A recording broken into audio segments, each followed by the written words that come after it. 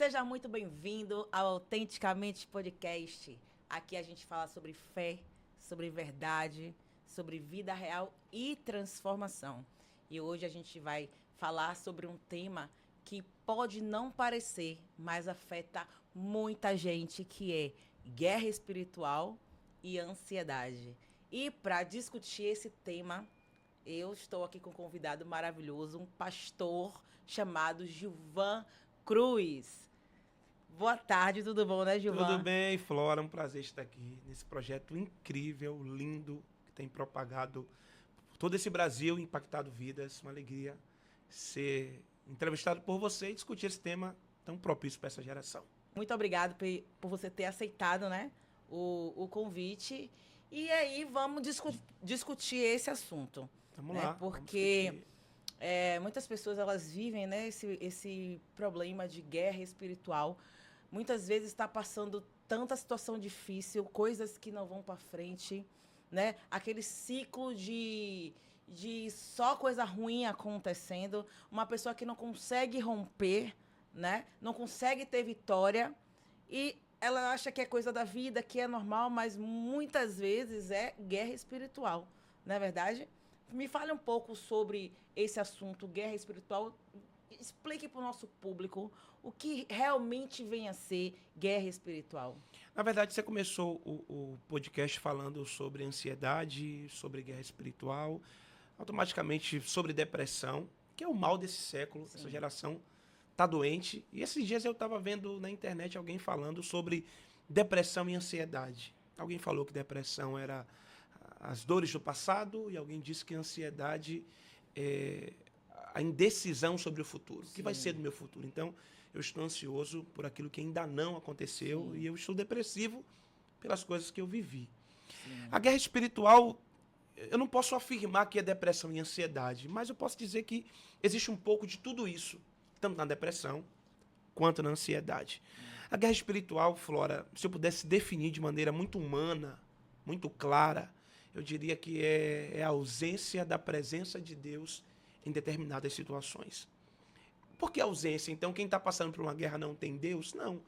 Todo mundo que passa uma guerra ou tem Deus ou também não tem. Porém, existem pessoas que vivem guerras espirituais porque elas não buscam a Deus da maneira correta, do jeito certo, da maneira exata. Por exemplo, Elias era um homem que estava próximo a Deus. Ele orou e fogo desceu do céu. Mas automaticamente ele desceu para o ribeiro e lá ele pediu a morte. As palavras dele foram essas: já basta, Senhor. Não tenho mais motivo para viver. Não sou melhor do que os meus pais, então tira a minha vida. Eu estava lendo sobre essa passagem, né? E veja só, o Elias, ele tinha acabado de fazer fogo cair do céu, né? E logo após ele ter vivido uma experiência dessa tão tremenda, de o fogo cair do céu, ele foi e fugiu com medo de uma mulher, a ponto de se esconder, né, em uma caverna e pedir a morte. E aí a gente pensa, como é que uma pessoa que vive uma experiência ou várias experiências tremendas com Deus consegue essa mesma pessoa sofrer com uma tristeza tão profunda, sofrer com uma depressão, né? Com uma vontade dessa de morrer. Uma pessoa que acabou de viver uma experiência tão maravilhosa, essa mesma pessoa está numa tristeza, num buraco sem fim. Então, me explique um pouco isso. Como você, que é uma pessoa que vive com Deus, que tem experiências profundas com Deus, consegue se permitir a ter vontade de morrer, tristeza profunda, depressão. O crente pode ter depressão? É normal para um cristão ter depressão? Que a gente ouve que depressão é falta de Deus. Mas uma pessoa que tem Deus e tem depressão, como é isso? Todos nós já passamos por momentos de incertezas na vida. Quem nunca disse para Deus: o Senhor não existe, o Senhor me esqueceu, ou o Senhor nunca ouviu a minha oração? Quem nunca se questionou ao ponto da própria existência? Por que eu existo? Por que eu tenho que passar por tudo isso? Por que que a minha vida é cheia de problemas? Eu olho para a vida do outro e sempre vejo que o outro prospera, cresce, mas a minha vida não anda. Todos nós já enfrentamos momentos assim na vida. Você, eu, quem está nos assistindo aqui nesse podcast. A vida é feita de altos e baixos. A gente não está lá em cima o tempo todo, também não está no deserto a vida toda. É possível estar com Deus, caminhar com Deus e passar por momentos de tristeza. Isso aconteceu com Elias. Como você bem disse, orou, fogo desceu do céu. Depois, com medo do que Jezabel podia fazer com ele, ele sabia da força que ela tinha, ele foge e pede a morte. Se você analisar bem o texto, Elias sentou debaixo do pé e disse: eu não quero mais viver. Já basta, Senhor, tira a minha vida. Eu não sou melhor do que os meus pais. Não tenho condições alguma de continuar vivendo. Só que naquele momento, o que Deus tinha que fazer? Se Deus ouvisse todas as nossas orações, o que tinha que acontecer ali, Flora? Matar Elias. Sim. Eu quero morrer, então tá bom, Elias, você vai morrer, você não vai ter mais vida. Só que o que Deus faz? Deus talvez sopra um vento e faz Elias dormir. Porque nem todo problema, nem toda causa, nem toda dor que a gente passa, a gente precisa resolver com a força do nosso braço. Às vezes, é só descansar. O que Deus mostrou para Elias foi isso: Elias, descansa. Essa decisão que você quer tomar precipitada não vai mudar a sua vida. Essa guerra que você está passando e você quer resolver agora, não vai mudar. Tirar a sua vida não resolve. Você vai descansar. Porque enquanto você estiver descansando, eu vou trabalhando em seu favor. Se você for ler o texto, quando Elias acordou, tinha pão, Sim. tinha peixe, tinha água, tinha recurso para Elias continuar vivendo. Sim. Não dava só para Elias se matar, tentando resolver da sua forma, sem entender o que Deus tinha para a vida dele. Sabe qual é o nosso problema? A gente quer resolver tudo. Esses dias eu coloquei uma frase no meu Instagram dizendo: tem horas que você não precisa fazer nada. Diante de uma acusação, não faz nada. Diante de uma guerra, não faz nada. De uma crise no relacionamento, não precisa fazer nada. Entender que se você entregar na mão de Deus, Ele vai fazer, vai trazer paz, vai trazer ânimo, vai trazer certeza de uma vida melhor, vai trazer tranquilidade para a sua vida. Não adianta a gente tentar resolver as coisas com a força do nosso braço. Talvez tenha alguém me ouvindo aqui e está vivendo um momento assim: como que eu resolvo uma situação em que eu quero resolver agora? Só descansa e deixa que Deus faz em seu favor. Elias dormiu e quando ele acordou, tinha lá pão para ele, tinha uma mesa preparada para ele continuar seguindo em frente. Ou você deixa na mão de Deus ou você não deixa. Ou você confia em Deus de maneira plena, absoluta, tendo a certeza que Ele tem o melhor para a tua vida. Ou então todas as vezes você vai viver em ciclos viciosos de dor, de tristeza, de angústia, porque você está tentando resolver da sua forma e não é da sua forma, é do jeito de Deus. Quando você não tem controle sobre algo, você tem que deixar na mão de Deus. O que é que a gente faz? O que é que a gente pode fazer? Só coisas que estão no nosso controle. Mas não está no seu controle. Você vai gritar, vai se espernear, vai chorar. Não vai adiantar. Então, não está no seu controle, descansa. E entrega a Deus. Porque o que sai do nosso controle tem que ir totalmente para o controle de Deus, não é verdade? Verdade, verdade. Bem assim. E eu penso sobre a guerra espiritual também. E quando fala de guerra espiritual, eu me lembro de Daniel, né? Daniel teve uma situação onde ele orou e jejuou por 21 dias. Mas o anjo falou que no primeiro dia a bênção já tinha sido liberada, né? Verdade. Mas que houve uma resistência. E essa resistência, me explica um pouco sobre isso. Como foi essa situação que Daniel, ele orou e jejuou por 21 dias, e aí o anjo falou que desde o primeiro dia a bênção dele já tinha sido liberada. Mas houve uma resistência no mundo espiritual. Aí a gente já entende o quê? Estava havendo uma guerra espiritual? Estava, exatamente. Se você for ler o texto de maneira bem clara, você vai ver que no primeiro dia Deus já ouviu a oração de Daniel. A pergunta é: Daniel sabia que Deus tinha ouvido a oração dele naquele dia? Quantas vezes a gente ora e diz assim: o Senhor não está ouvindo a minha oração? Sim. Quantas vezes a gente busca, pede a Deus uma resposta, Deus libera no mundo espiritual, e você da terra está aqui dizendo: o Senhor não me ouve, o Senhor não me vê, o Senhor não me escuta. a minha situação é delicada, o Senhor não está vendo o que eu estou passando. Está escrito que, você falou muito bem, no primeiro dia, Deus ouviu a oração e liberou a oração. Liberou a resposta para Daniel. Mas naquele momento houve uma batalha travada. É claro que o contexto histórico daquela batalha é totalmente extenso para a gente trazer agora. Mas existe, sim, uma batalha espiritual. Existem situações na nossa vida, Flora, que o inimigo não quer que aconteça. O olhar do ser humano, ele é totalmente limitado. A gente enxerga agora, o presente. Nós enxergamos em segundos. Deus está no futuro. Sim. E dizer que Deus está no futuro é saber que Ele sabe exatamente qual o caminho você precisa trilhar para seguir no propósito que Ele determinou para a sua vida. Agora, como a pessoa ela vai entender ou vai perceber que ela está vivendo uma batalha espiritual? Como o ser humano consegue distinguir, poxa, o que tá acontecendo na minha vida Boa. é espiritual? Boa. Existem duas guerras, né? Eu gosto de falar sobre isso. É a guerra natural, o ciclo da vida normal, e a guerra espiritual. O que é uma guerra natural, Gilvan? São erros que nós cometemos e colhemos os frutos das nossas consequências. Sim. Alguém está passando uma guerra financeira. Será que aquela pessoa não se planejou? Mais escolhas, né? Será que ela trilhou o caminho certo, gastou mais do que devia? Sim. Alguém está vendo uma guerra no relacionamento. Será que não é simplesmente entendimento de ambas as partes? Alguém não quer ceder para entender qual o lado do outro? Eu estou vivendo uma guerra com os meus pais. Será que eu não escuto a minha mãe? Sim. Será que eu sou alguém desobediente? Isso é natural. A gente plantou e está colhendo os frutos da nossa consequência. A guerra espiritual parece que ela é mais pesada. Eu costumo dar essa palavra.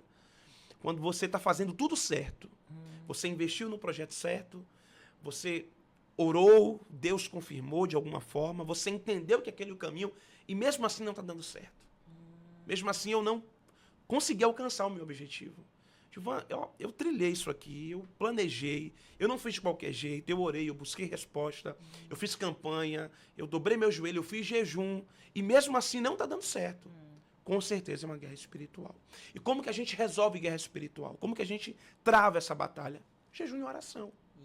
Isso que eu ia Busca a perguntar. Deus, leitura da palavra, discernimento de espírito. Eu acho que o que falta muito na gente hoje é discernir o que é natural e o que não é. O que é Deus e o que não é Deus. Quantas vezes a gente está passando por uma batalha que é natural, é produto das nossas escolhas. Eu escolhi trilhar esse caminho e estou sofrendo essa consequência.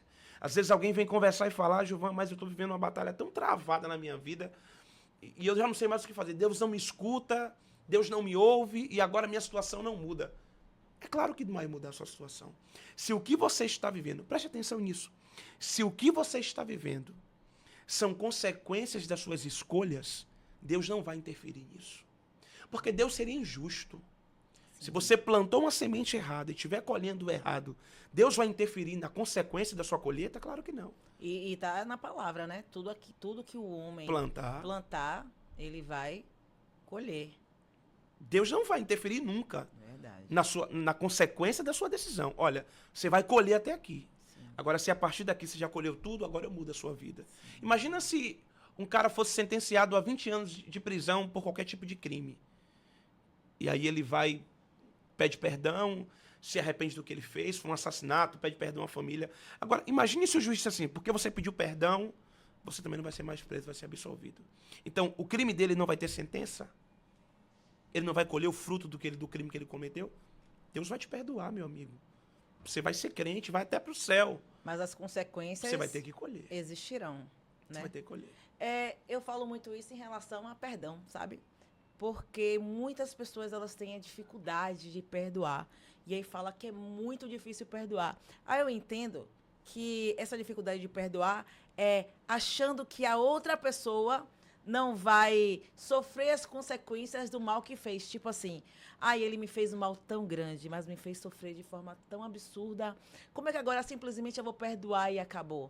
Mas não é assim. O perdão é mais pessoal. É só para você se libertar das amarras que te prendem a essa dor, que te prendem a essa situação. Mas a consequência do que a pessoa fez, ela vai colher, independente de você perdoar ou não.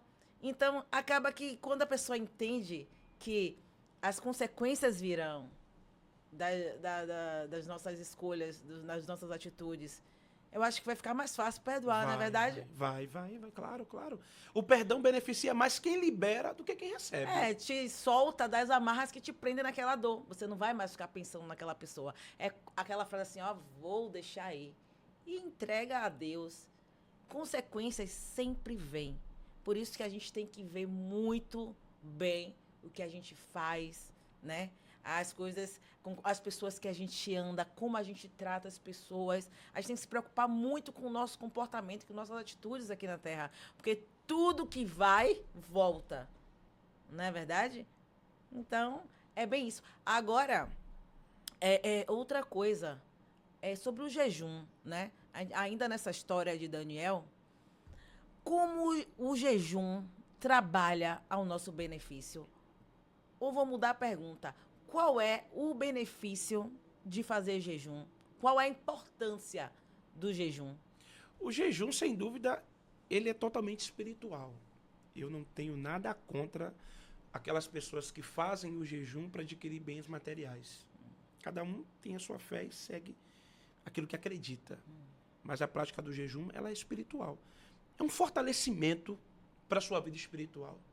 Eu quero me aproximar mais de Deus, eu quero me despir de tudo aquilo que me separa da presença dele. Então eu vou jejuar. Eu vou buscar a Deus para estar perto dele. Eu acredito que estando perto de Deus, a gente nunca vai perder nada. O jejum é para alimentar a sua vida espiritual. Porque tem muita gente que faz jejum porque quer alcançar uma bênção Exatamente, material. exatamente. Hoje a prática é comum. Vou fazer um jejum porque eu quero um carro. Sim. Vou jejuar porque eu quero uma casa. Esse jejum não é bíblico, né? Tá errado? Não vou dizer que tá errado, que é pesado, talvez. Sim. Mas se for pra gente seguir a luz da Bíblia, o jejum é espiritual. A gente faz jejum. Então, a função do jejum é fortalecer a nossa vida espiritual, fortalecer a nossa vida com Deus, né? E uma pessoa que faz o jejum em prol de algo da vida dela, seja emocional, seja material, então é capaz dessa pessoa não alcançar essa bênção que ela quer?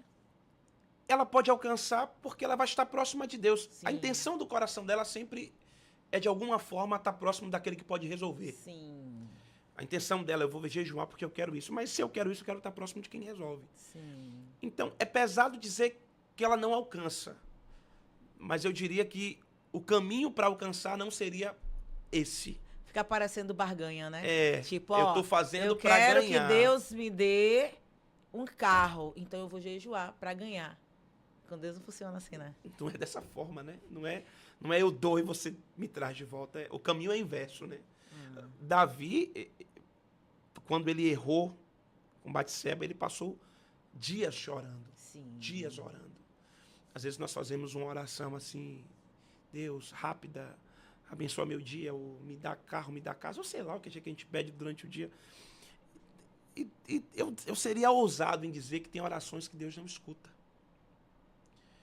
Todas as vezes que você for ler um dos salmos de Davi, em que ele queria falar com Deus, primeiro ele adorava a Deus. Sim.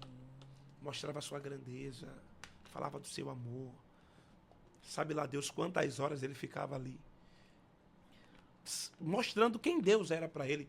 Para depois, no final, ele pensar em pedir alguma coisa. É a dependência, né? Hoje a gente não ora para estar perto de Deus. A gente ora para pedir.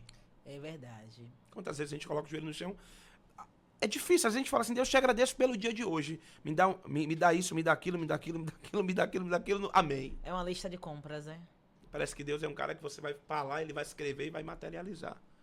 É verdade. Eu costumo dizer sempre que às vezes Deus não quer que a gente ore.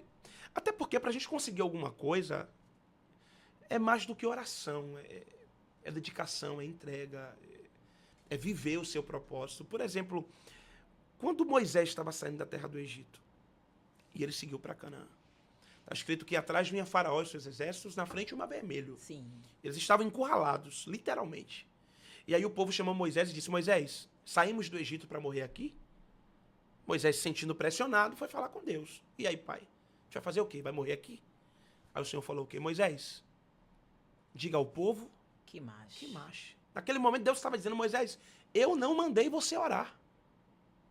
Eu mandei você caminhar, Sim. marchar. Então, tem horas na nossa vida que é para caminhar e a gente está orando. E tem hora que é para orar e a gente está caminhando. Entender a hora de orar e a hora de dar um passo será crucial para uma transformação na nossa vida. Olhar para dentro de si e entender, nesse momento eu não tenho que orar. Nesse momento eu preciso agir. Tem que agir. A gente espiritualiza tanto as coisas que são verdade. naturais que perdemos tempo e não vivemos aquilo que foi determinado para a nossa vida. É verdade. Deixamos passar oportunidades. Deixamos passar propósitos de anos de oração, de projeto, porque Deus está dizendo, só quero que você dê um passo. Vá, dê um passo aí que eu vou mudar a sua vida. Dê um passo que eu tenho já tudo escrito a teu respeito, mas está perdendo tempo orando. Aí essa hora de entender, né? Nem tudo é oração. É verdade. Tem horas que é ação. É verdade. Agora me tira uma dúvida também. A diferença de jejum e propósito. Eu ouço muito sobre isso e às vezes eu não entendo. E aí me explica um pouco sobre isso. Jejum, propósito, como é que funciona a propósito, como é que alguém tem que fazer um propósito, se realmente existe isso mesmo de fazer propósito. Existe. O jejum, na minha humilde e sincera opinião, dentro do que é bíblico, ele é para alimentar o espírito. Sim. Fortificar o seu espírito. O propósito é uma decisão. É um sacrifício seu, pessoal. Aí já não é barganha, né? Aí já é uma decisão sua de sacrifício. Sim. Eu entendo que se eu sacrificar isso, Sim. Deus pode me entregar isso. Sim. Porém, não é padrão. É importante a gente falar isso. É pessoal. Eu não acredito muito nesse propósito em que eu tenha que dizer a Flora o que ela precisa sacrificar. Até porque eu não sei o que está no coração de Flora. Quem sabe é Deus. Então, todo sacrifício, ele é pessoal. Ele é algo que está dentro de você. Dentro de você, você sabe o que precisa sacrificar. É o seu tempo, seu dinheiro. Sim. Sei lá, é sua rede social, que hoje é tão em alta. Vou ficar 7 dias sem usar rede social. Por quê? Porque eu passo muito tempo ali, perco muito tempo na minha rede social. Então é pessoal. Eu não acredito nesse propósito em que o homem precisa dizer o que você precisa sacrificar. Sim. Então, em que, Flora, sacrifique seu carro aqui, que Deus amanhã vai lhe dar 10 casas. Até porque o carro para você não pode ser um sacrifício. Vai que você tenha 10 carros. Então, o propósito é uma decisão pessoal. Pessoal, sem sombra de dúvida. Porque o sacrifício é pessoal. Sim. Como eu posso lhe dizer qual é o seu sacrifício? Sim. Você é quem sabe. O que vai tirar de você hoje, se eu disser para você, lhe dar uma lista de 10 coisas, Flora, se assina esses 10 propósitos aqui hoje, e amanhã sua vida vai mudar. É um sacrifício. Aí você olha para os 10 itens que eu te dei na lista, você diz, Gilvan, dentro de você, nada disso para mim é sacrifício. Pra mim. Sim. Posso entregar isso aqui agora e Entendi. não vai mudar a minha vida. Então, o propósito, ele, se for algo que você está abrindo mão, né? É algo que agrada a Deus, então. Um exemplo, rede social. Você está perdendo muito tempo na rede social, né? Um tempo que você poderia estar se dedicando mais para sua família, você poderia estar se dedicando mais para o estudo, se dedicando mais para estar perto de Deus. E você está na rede social, aí você fala, olha, vou fazer um propósito de ficar aí uma semana sem ficar mexendo na rede social. Vou olhar só o que foi indispensável e não vou mexer lá. E eu quero que o Senhor me ajude, que o Senhor me abençoe, que o Senhor faça com que eu melhore aonde eu preciso melhorar e tal. Então, esse propósito é um propósito que agrada a Deus, então. Agrada tudo que te aproxima de Deus, tudo que é sacrifício e te aproxima de Deus, com certeza agrada a Ele. Então, o propósito nunca é em prol de conseguir algo. Não pode ser em prol de conseguir algo, não tem problema. Agora tem que saber se o seu propósito realmente é um sacrifício. O que eu vou entregar é um sacrifício? Sim. É para mim um sacrifício? Ah, você tira algo que não te faz falta. Não é propósito. Ah, eu vou ficar 10 dias sem tomar café. Mas para mim tanto faz tomar café ou não. Então não é. Não vale a pena. Tem que ser algo que realmente seja extremamente difícil. E sabe o né? que é lindo disso tudo? Que Deus sabe o que é seu sacrifício. Se ele Eu sondar posso nosso até não coração. saber. Sim. Seus amigos, sua família, seu pastor, mas Deus sabe o que é realmente o sacrifício para você. Entendi. Com Deus não existe jogo, porque Ele nos conhece, Flora. Eu costumo dizer o seguinte, ó, quem te conhece pouco te admira muito. E quem te conhece muito te admira pouco. Porque quem não te conhece direito não conhece seus erros, não conhece suas falhas. Só te vê na rede social, só te vê muito bem. Não conhece os seus momentos de estresse, não sabe... Tem hora que você grita, que você não grita. Agora, quem te conhece muito, conhece talvez todos os seus defeitos. Então, a admiração é pouca. Sim. Então, eu conheço Flora, eu sei quem ela é. É uma boa pessoa, mas tem isso e isso que podia mudar nela. Eu conheço o Gilvan, é um cara gente boa, mas se ele mudasse isso aqui... Então perceba que a admiração de quem te conhece muito é sempre pouco.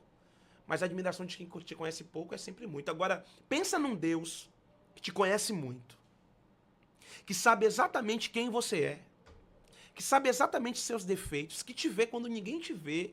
Que sabe quando você está sozinho, que conhece os seus pensamentos. Ele sabe exatamente quando você quer errar e quando você não quer errar. Ele sabe exatamente qual é o deslize que você vai ter para não seguir em frente. E mesmo cheia de defeito, ele olha para você e diz, eu acredito em você, eu te amo dessa forma. É verdade. Um Deus que sabe exatamente cada detalhe da sua vida. Ele sabe o que você fez e ninguém fez. Você pode ter 100 anos de idade, e é possível que nesses 100 anos, nem todas as pessoas, as mais próximas, a sua mãe, o seu pai, não saiba coisas de você. Talvez você vai morrer com aquilo ali e ninguém nunca vai saber. Mas Deus está lá em cima e sabe. E mesmo sabendo quem você é, todos os dias ele lhe dá uma chance. É verdade. Ele olha para você e diz, não adianta, Gilvan, você pecou, você me escondeu de todo mundo, mas mesmo assim eu dou mais uma chance.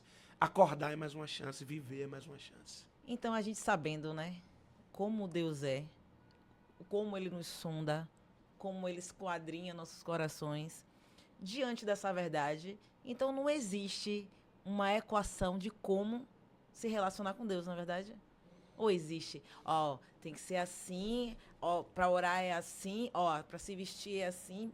Existe isso de tipo como deve ser, já que Deus é um Deus tão relacional e um relacionamento tão individual? Deus não é padrão, né? É o que você quis dizer, né? Gilvan tem um padrão para relacionamento. Todo relacionamento, Flora, de amizade, de família, de trabalho, ele é um relacionamento que não tem padrão.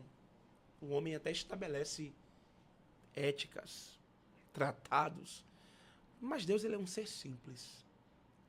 Está escrito que ele andava no meio dos homens e os homens não sabiam quem era ele. Pela simplicidade que ele era. Eu acho que o único padrão que existe em falar com Deus é ser sincero. Eu ia falar agora, é a sinceridade, né? É tirar a máscara. Verdade. Às vezes a gente formaliza até para orar. Já percebeu que a nossa oração é sempre formal? A gente não conversa com Deus como nós estamos conversando aqui. É verdade. Não conversa. É difícil a gente ter um papo sincero com Deus. Eu aprendi a ter esse papo. De conversar, de falar, de sair pelas ruas trocando ideias, de entrar no carro e falar com Deus. Até pelos momentos sombrios da minha vida que eu passei, eu tive que ter esse momento. Porque tem hora que você olha para tanta gente à sua volta e você pensa, com quem que eu vou falar? Não tem aquela conversa, né, de que aquele ditado popular que dizem aí, quando você é aquele amigo que se eu matar, eu chamo você para trazer a pá, né, uma coisa assim, ou você traz a pá, uma coisa assim. É aquele amigo que você conta Pra qualquer momento. para qualquer momento. Tem uma história assim, né? E Deus é esse cara que ele já sabe, antes de você contar. Não adianta ter máscara, ter formalização, porque Deus não se surpreende. É verdade. Nunca vai ser pego de surpresa. Nunca vai ser pego de Ele surpresa. já sabe de tudo. Então, por que formalizar o que ele já sabe? É verdade. Por que não ser sincero com quem já sabe o que você fez? Com quem já sabe o que você faz? Às vezes vivemos prisões emocionais por não ser sinceros com Deus. E existe também o... Você falou algo assim, por que não ser sincero para quem já te conhece, para quem tá sempre com você? Mas e a vergonha? Às vezes a gente faz algo que a gente sabe que foi errado, né? A gente sabe que a gente não deveria ter feito aquilo. Ao invés de a gente orar e pedir perdão, a gente tem vergonha. E aí já não ora mais. Já aconteceu isso com você? Já aconteceu, já. Como é isso? Por que isso acontece? Nós sabemos que Deus nos conhece, né? Nós sabemos que Deus, ele esquadrinha nosso coração, que ele nos sonda e a gente comete um erro, um pecado, e aí ao invés de se arrepender, a gente fica com vergonha e deixa de orar. E essa vergonha acaba que você não orou hoje porque você está com vergonha, e já não orou amanhã, já não vai orar depois, vai né? passando, você se afasta, daqui a pouco você está tão distante, né? Como é que chega essa vergonha no nosso coração? Flora, não dá para falar por todos, né? Mas a grande maioria das pessoas é o temor. Né?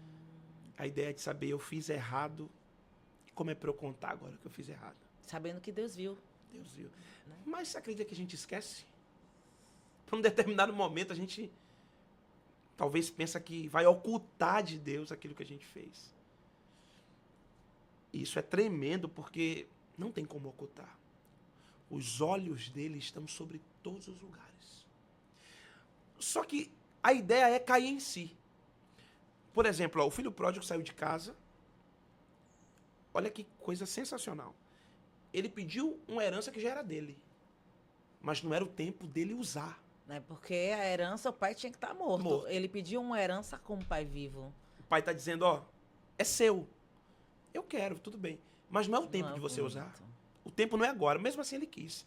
Ele foi, gastou tudo. A gente já conhece a história. Só que quando ele estava lá no fundo do poço, tá escrito assim, ó. E caindo em si. Sim, é verdade. Ele percebeu que ali não era o lugar dele. O segredo tá aí, cair em si. Esse cair em si é se conscientizar. Se conscientizar. Ter consciência. Entender agora, eu não tenho como esconder isso de quem já sabe. Sim. Eu não tenho como ocultar o que eu fiz. Ele já sabe a decisão que eu tomei. Entender que Deus não é carrasco. Pelo contrário. Deus é um Deus justo. E a justiça dele não tem nada a ver com castigo. Tem a ver com consequência. Sim. Ele não vai te livrar do que você fez. Não tem como. Essa frase é pra gente gravar no nosso coração. Deus nunca vai te livrar daquilo que você provoca. Sim. Nunca. Ele vai te livrar daquilo que você não provocou. Sim. Aquilo que você provoca, você vai colher o fruto da sua consequência. Não tem jeito. A decisão foi tomada, os frutos da consequência vai bater na sua porta, você terá que colher. Deus não vai te livrar daquilo que você provoca. Agora, daquilo que você não provocou, a mão dele vai lá e vai te livrar. E é isso que você fala aí agora? Muitas pessoas, vou falar a gente. A gente faz tanta escolha errada. Claro. Né? A gente caminha por tantos lugares que não era pra gente caminhar. Como o filho pródigo, ele fez a escolha de antes do tempo pedir a herança, né? E sair para viver a vida, né? E aí depois que você fez sua escolha, aí você tá colhendo as consequências dela, aí é muito fácil falar que é o diabo. Ah, porque o diabo está fazendo isso e o diabo está contra mim. E muitas vezes não é diabo. Não é o diabo que está trabalhando contra você. Você simplesmente está colhendo consequências das suas escolhas.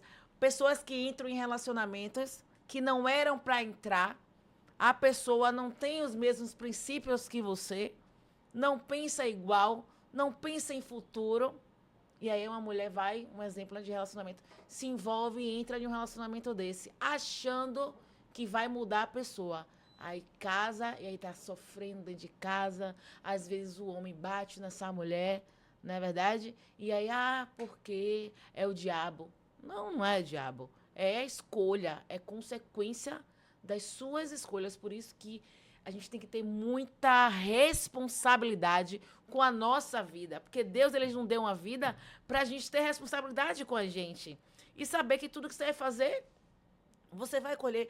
Você vê alguém fazendo um mal, né? E aí, vai falar mal, vai fofocar, porque não sei o que. A gente não tem que se preocupar com o que o outro tá fazendo, porque tudo que o outro fizer, ele vai voltar para ele, não é verdade? Então a gente tem que esquecer um pouco isso de que tudo é o diabo.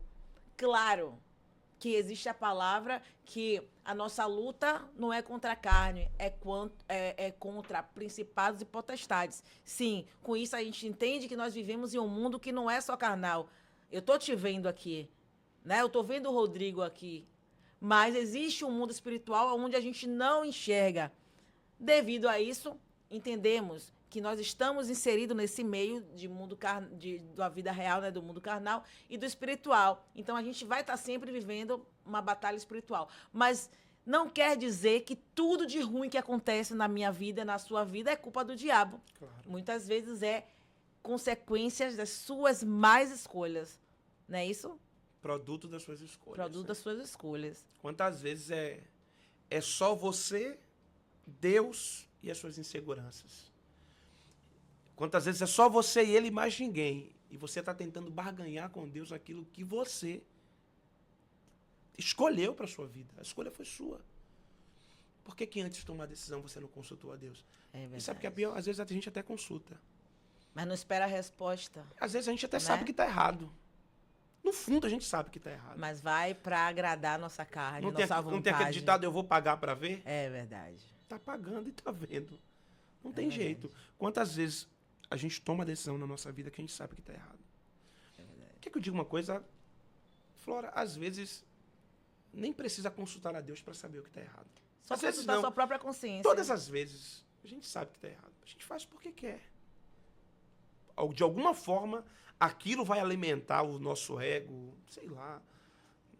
Aí uma coisa que o jejum é muito bom, né? Pra gente se esvaziar de nós De mesmos. si mesmo. Porque as escolhas que a gente faz, a gente sabe que é errado. Mas por que você vai? Porque vai te agradar no momento. Né? Você quer, a sua carne está pedindo. E aí você vai e faz. Aí depois se dá mal. Mas se é uma pessoa que jejua, né, constantemente, ela está o quê? Fortalecendo o espírito. Já não vai sofrer tanto com mais escolhas, porque o seu espírito está forte. E aí você, é aquela história, né? Dentro da gente existem dois lobos. Qual é o lobo que vai te dominar? Verdade. Aquele que você alimenta mais. Então, se você é uma pessoa que você alimenta bastante o seu lado espiritual, você vai estar livre dessa situação de viver fazendo mais escolhas. Porque as mais escolhas estão muito ligadas com a nossa carne, com a nosso eu, nosso ego. Não é verdade? E sabe o que é pior? É que às vezes as pessoas sofrem com as consequências dessas decisões e vivem em prisões emocionais. Sim, verdade. Quantas pessoas você conhece que está vivendo uma guerra emocional, um problema existencial que já acabou na vida dela? Já não existe mais. Às vezes ela até já colheu a consequência do que plantou. Só que o emocional dela ainda continua colhendo todos os dias.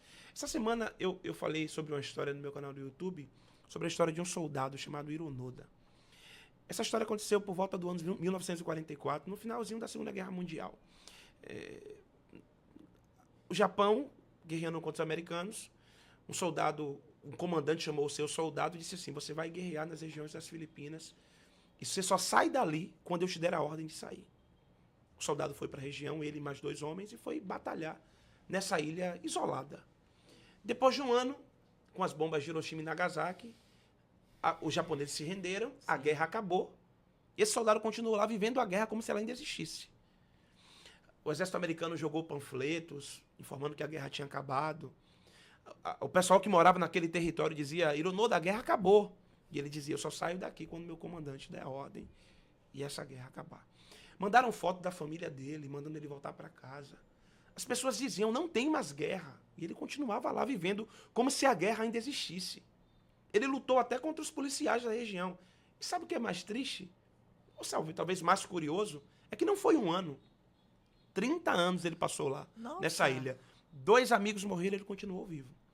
Um cara, sabendo que ele estava lá há muito tempo, resolveu viajar para saber a história dele, e se aproximou dele, baixou a guarda, disse que não era inimigo e conversou. Meu amigo, não tem mais guerra.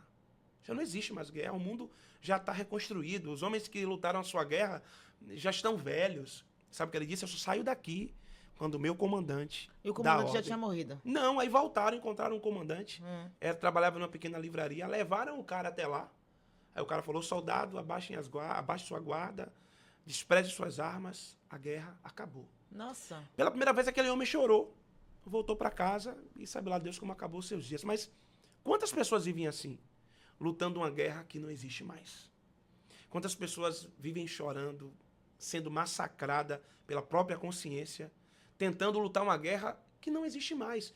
porque fulano pensa isso de mim, ou ciclano pensa isso da minha atitude, porque alguém acha que eu sou assim. Desculpe a expressão, que se dane o que as pessoas acham. É verdade. O que define você não é o que as pessoas pensam sobre você, é o que Deus disse quem você é. A pergunta é, quem você é para Deus é o que mais importa. E hoje no mundo digital, né? Muitas pessoas elas vivem nessa prisão. Eu por um tempo vivi nessa prisão, porque eu sou uma pessoa que eu aceitei Jesus bem novinha. Na minha família ninguém era cristão. E com 5 anos de idade, eu estudava em uma escola adventista. E aí, dia de quarta-feira, a aula era na igreja, a igreja era embaixo dessa escola. E eu já sentia algo diferente. O dia que eu mais gostava era o dia da aula na igreja. Era algo que eu não sabia explicar. Aí minha avó tinha uma Bíblia amarela, que era uma Bíblia com figuras. E todos os dias eu lia aquela Bíblia. Até hoje eu me lembro como era ela. Aí, com 9 anos de idade, eu entrei em uma igreja batista e aceitei Jesus. Minha família, ninguém era cristão. Pronto. E aí, quando eu fiquei adolescente, que eu fui estudar na cidade, aí eu conheci, né, outras pessoas, eu comecei a conhecer lugares que eu não conhecia, e aí conheci o mundo, e aí foi que eu me afastei. Pronto. Só que eu sempre vivi assim, ó, desde essa idade, 16, 17 anos. Eu me afastava por um tempo, mas eu sempre sentia a necessidade de voltar. Então, já vivo assim, agora mais não, né? Graças a Deus. Agora estou convertida em nome de Jesus. Glória a Deus. Mas por muitos anos da minha vida, eu vivia 2 anos no mundo, aí voltava para a igreja, ficava sempre me afastando. Mas, como a gente estava conversando, Deus, ele sonda o nosso coração. E Deus sempre viu a minha vontade de servir. O meu desespero. Eu me lembro muitas vezes eu na igreja pedindo para Deus tirar de mim o meu livre-arbítrio. Porque o meu sonho era estar com ele. Só que eu era muito presa no mundo. Eu era presa com as amizades. Eu era presa com festa. Eu gostava de dançar, sabe? Nem era tanto beber. A bebida veio com o tempo. Sim. Mas o meu lance mais era festa, alegria, a amizade. Isso que me afastava de Deus. E aí eu vim vivendo muitas coisas com Deus, muitas experiências. E no ano de 2023, né, eu sofri um impacto emocional muito grande, que esse aí me fez realmente entender que o meu lugar não era mais, né, no mundão, era do lado do Senhor. Pronto. Só que eu já tenho uma rede social, eu já tinha, né, uma rede social muito cheia. E aí, para passar essa mudança para as pessoas? E aí, para falar de Deus, sendo que eu andava muito em festa, né, com as roupas curtíssimas e mostrando muita bebida. E aí agora mostrar para o público que agora eu estou na igreja, que agora eu falo de Deus. E aí eu comecei a entregar mensagem, né, não por ser pastora, não. Simplesmente a igreja me dava a oportunidade de levar uma mensagem e eu levava, e eu filmei, postei algumas vezes, porque assim, se no mundo eu mostrava tudo que eu fazia, no mundo eu mostrava festa, eu ia até o chão, eu mostrava. Porque agora que eu estou numa igreja, né, que eu tenho a oportunidade de levar uma mensagem, eu também não vou postar. E então eu postava. Nossa, eu sofri muito a ponto de parar. Por que eu parei? Porque eu comecei a me preocupar com o que as pessoas estavam pensando de mim. O meu direct, um monte de gente vinha me esculhambar, tipo assim, tava na festa tal dia e agora já tá levando a mensagem, não sei o quê. E eu num processo, né, de libertação, eu num processo de tentar me firmar com Deus e as pessoas me julgando de forma absurda. E aí, com o tempo, eu parei. Parei por um bom tempo. E com medo, né, com receio, preocupada com o que as pessoas estavam pensando de mim. E demorou muito, porque eu voltei mesmo para a igreja em 2023, e aí em 2023 eu comecei a fazer devocional, que é algo que eu faço todos os dias agora. Fazia devocional, dava palavra, mas foi tanto julgamento que eu parei. Algo que estava indo tão bem, algo que eu estava fazendo um benefício, né? Levando a mensagem, fazendo o ID do Senhor, e por causa do julgamento das pessoas da rede social, eu parei. Até eu ter essa consciência de, tipo, olha, dane-se o que as pessoas estão pensando de mim. Eu vou fazer o que eu sei que Deus me chamou para fazer. E aí agora eu tô voltando. Mas aí eu digo, até eu, que sempre me senti muito independente, sempre me senti muito autêntica, consegui ser calada por causa do que as pessoas pensavam de mim. E assim como eu, tem muita gente aí, né, com seus dons enterrados, né, com o propósito que Deus tem para a vida parado, porque está preocupado com o que as pessoas vão pensar. Imagine se o apóstolo Paulo não pregasse o evangelho depois que se converteu. Imagina se ele fosse pensar, mas eu persegui a igreja, Sim. matei cristãos. Como é que agora eu vou falar desse Cristo que eu mesmo perseguia? Verdade. Não existiria o 13º apóstolo de Cristo na Terra. Porque não é a sua mensagem. É o que você passa com ela. É a sua vida que mostra. Se fosse essa lógica de que a gente não pode falar de Jesus porque a gente já pecou, já errou, então fecha as igrejas, acaba com tudo, porque ninguém está apto para pregar. É verdade. Porque todos os dias a gente peca. É verdade. Todos os dias a gente erra. Não existe só um dia que um ser humano não acorde e ele não erre. Está escrito que o homem que alcançar a estatura de varão perfeito, o Senhor tomará para si. É verdade. Então a prova que somos pecadores é que estamos vivos aqui. E... A gente peca todos os dias fora. Não é mérito. Desculpa, não é mérito estar bem espiritualmente para pregar.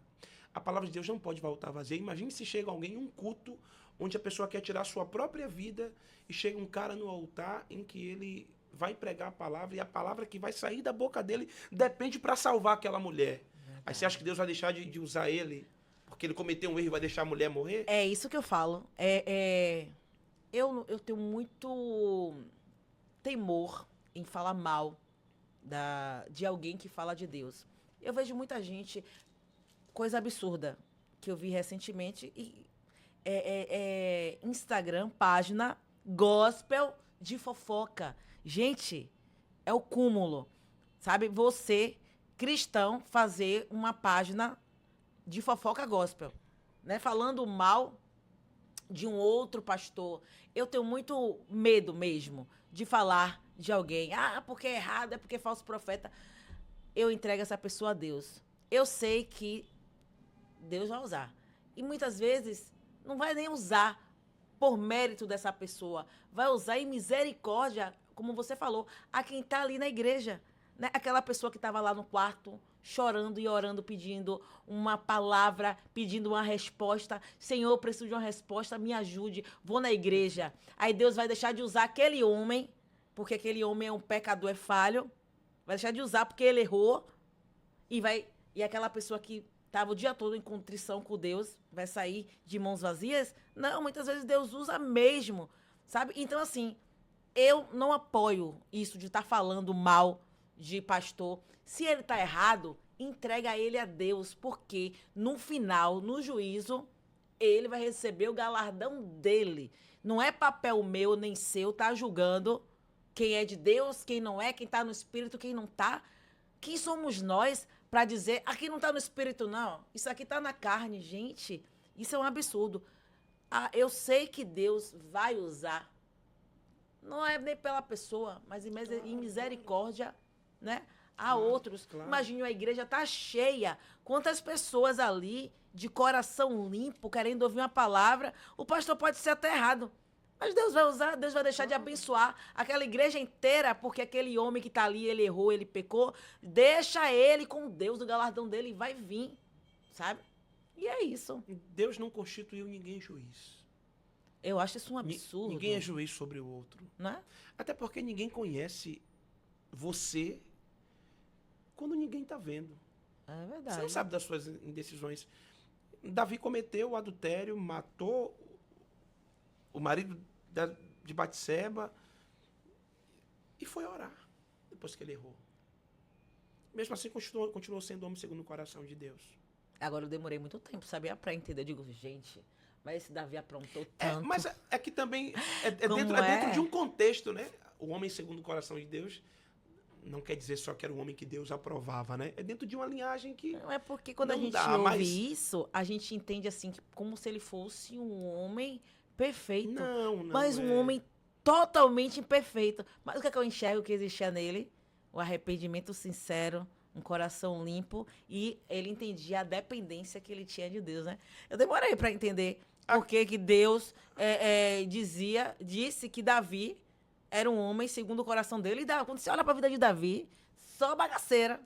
Verdade. Só bagaceira, mas quando você vê o momento que ele se entregava, o arrependimento, né, real, né, a dependência que ele sabia que ele tinha de Deus, aí você começa a entender, assim, o que é que Deus realmente quer, né? Ele não quer ninguém perfeito. Ele quer saber do seu coração, né, quem você realmente é, independente das que suas as atitudes. pessoas te conhecem em público, mas quem te conhece no secreto? É verdade. As pessoas te veem aquilo que você mostra, mas quem é que vê você quando está de joelho pedindo a Deus força para continuar? O seu erro é exposto, é sempre exposto que você erra, mas a sua reconciliação é sempre oculta. E você não precisa provar nada para ninguém em que momento da vida você se reconciliou, em que momento da vida você se arrependeu. Ter o coração limpo e entender que você não deve nada a ninguém, nem satisfação, vai lhe trazer paz. E hoje a gente pensa o seguinte, eu errei, as pessoas sabem. O meu pecado foi exposto, as pessoas sabem. Eu também quero expor que eu me reconciliei. Só que ninguém vai saber. Ainda que você mostre com todas as letras, com todas as fotos, com todos os vídeos. Porque a reconciliação ela é interna. Flora, é intimidade, é você e Deus. É aquilo que você tem com seu esposo em casa, é 4 paredes. Ninguém sabe, é só vocês. Então só Deus sabe realmente se você está arrependido ou não. Ninguém tem o direito de dizer que você se arrependeu ou não. Agora, pior do que a gente se preocupar com o que as pessoas pensam da gente é a gente mesmo não aceitar a nossa conduta, não Verdade. aceitar o que a gente está fazendo. Porque, assim, muitas vezes você está agindo de uma forma que você sabe que não está certo e que você até gostaria de não fazer, mas você vai lá e faz. E esse ciclo de repetição de atitudes erradas, mesmo você tendo a consciência que está errado, isso faz com que você se puna, se julgue, se culpe e deixe de buscar a Deus. Porque muitas pessoas não vão para a igreja. Gente, eu estou falando de igreja aqui, mas é só uma forma de falar, porque não é igreja. buscar Deus, né? A igreja somos nós. Claro. Eu quero falar de relacionamento. Porque muitas pessoas deixam de ter esse relacionamento com Deus, porque dizem assim, eu não estou preparado ainda, eu estou toda errada, deixa eu me consertar. Você já ouviu a pessoa falar isso? Várias Deixa eu me vezes. consertar, porque eu não quero escandalizar. Fala assim, eu ser crente como um monte de gente aí, errando, não quero ser crente assim, não. Deixa eu me consertar primeiro, para depois eu ir e aceitar Jesus. Essa é a pior merda que a pessoa pode fazer. Porque sozinho a gente não se conserta nunca. Gente, na presença de Deus, pra gente estar, né, a alcançar aquele comportamento ilibado, já é extremamente difícil, imagine distante, mas é aquela culpa interna, aquele eu não estou preparada. Não é verdade? Eu costumo dizer que existe um peso que eu não sei quem colocou, ou se a igreja colocou nela mesmo, ou se o ímpio colocou na igreja, de achar que dentro da igreja todo mundo é perfeito. Existe aquele hábito, né? Eu vou ser crente para ser igual a fulano? Deus me livre. Não vou ser crente para ser... Não quero. Gente, na igreja não tem ninguém perfeito. Pelo contrário, eu digo sempre que ali é que tem que acontecer tudo. Porque ali tem gente que roubava, não quer roubar mais. Sim. Tem gente que se prostituía, não quer mais se prostituir. O cara que era alcoólatra já não quer mais beber. O drogado não quer mais ser drogado. Ali está todo mundo tentando mudar. Agora a pergunta é, quem é pior? Quem está tentando mudar ou quem sabe que está errado permanece do lado de fora? Verdade. Dentro da igreja está todo mundo tentando mudar, não tem ninguém santo ali. Eu acredito assim na analogia de igreja como hospital, né? Todo mundo tá doente, gente, procurando a cura. Porque se você tá doente, você tá em casa, você passou mal, uma dor terrível, você vai para onde? Você vai para o hospital, a sua dor física. Mas e quem tá doente espiritualmente, né? Precisando é mudar a sua vida, mudar as suas escolhas, mudar sua mente, seu jeito de agir, tudo. Isso não é físico, isso começa no emocional, começa no espiritual. Vai correr para onde, gente? Para o hospital de Jesus, que é a igreja. Então, a igreja é lugar realmente de pessoas doentes tentando estar sarada. Então, essa conversa de, eu vou para a igreja para ficar igual a fulaninho, isso não existe. Isso aí, sim, eu entendo que é pensamento maligno para que você continue na vida que você tá. Porque a gente fala, a gente não tá falando de igreja. Não, a gente não tá falando de igreja, mas a igreja é algo necessário. Né? A igreja, para mim, é como se fosse uma fogueira. E nós somos as madeiras, né? A madeira tá ali na fogueira, ela tá quente. Você pode tirar? Pode tirar a madeira da fogueira. A gente tira para acender um traque, para acender uma bomba, né? Para acender a vela. Mas se você ficar com aquela madeira que tava ali na fogueira muito tempo fora da fogueira, o que vai acontecer com aquela madeira? Ela vai apagar. Então eu entendo a igreja como isso, aquele lugar que eu vou estar ali sempre, para me aquecer, para acender, é o lugar que eu vou receber palavras proféticas, é um ambiente propício para o que eu estou buscando, mais intimidade, né? Uma vida espiritual mais forte. Então as pessoas têm que tirar esse preconceito de tipo, igreja... Não, a igreja é importante, não é o mais importante é o seu relacionamento pessoal, individual, fora do ajuntamento. Porque é muito fácil, né? Você está lá no ajuntamento, levanta a mão e começa a dar glória a Deus. No ajuntamento é muito fácil, mas o seu relacionamento real não é no ajuntamento, ou seja, na igreja, é no seu dia a dia, é no seu quarto, mas a igreja é muito importante, né? Então a gente tem que ir lá para estar nesse ambiente profético, não olhando quem tá certo, quem tá errado, porque errado sempre vai ter, gente. Aí as pessoas falam, eu não vou pra igreja porque eu saí da igreja porque eu me decepcionei com o pastor, me decepcionei com o irmão. Mas a pessoa tá no mundo e todo dia sendo decepcionada por várias pessoas. E por que não fala, eu vou sair do mundo porque eu me decepcionei com minha amiga aqui? Entende? Não tem isso, né? E a pergunta é, quantas vezes você já decepcionou alguém? Isso. E quis que aquela pessoa permanecesse na sua vida? Parece egoísmo, né? Quantas vezes eu já machuquei alguém, pedi perdão e me implorei para que ela permanecesse ali do meu lado. E a pergunta é, por que você acha que Deus te decepcionou e você tem que se afastar dele? Aliás, nem Deus, né? Deus nem tem o que te decepcionar. Mas as pessoas que servem a Deus, que estão ali lutando, errou, por que a gente não tem a mesma empatia? Dizer, poxa, fulano errou, mas eu também já errei. Se eu estivesse no lugar dele, eu queria que fosse diferente. É eu entender que o ser cristão não é ser perfeito, gente. O ser cristão não é aquela pessoa que nunca vai errar, que nunca vai falar algo que vai te magoar. Porque o cristão, ele é uma pessoa igual a você. A única diferença é que hoje ele está buscando mais a Deus, ele procura fazer coisas que ele sabe que agrada o Senhor. Mas é um ser humano falho que nem você. Então a gente tem que parar com isso, né? De, vou sair da igreja porque me decepcionei com a irmã.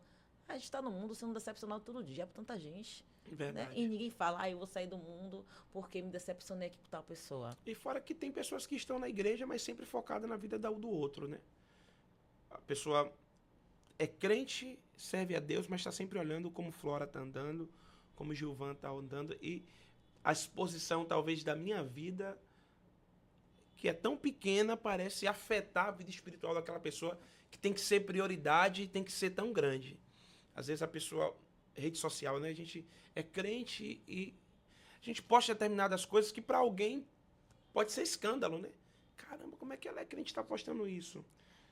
Eu não vou ser crente igual a essa mulher, não. Não vou ser crente igual a esse homem, eu vou falar de mim.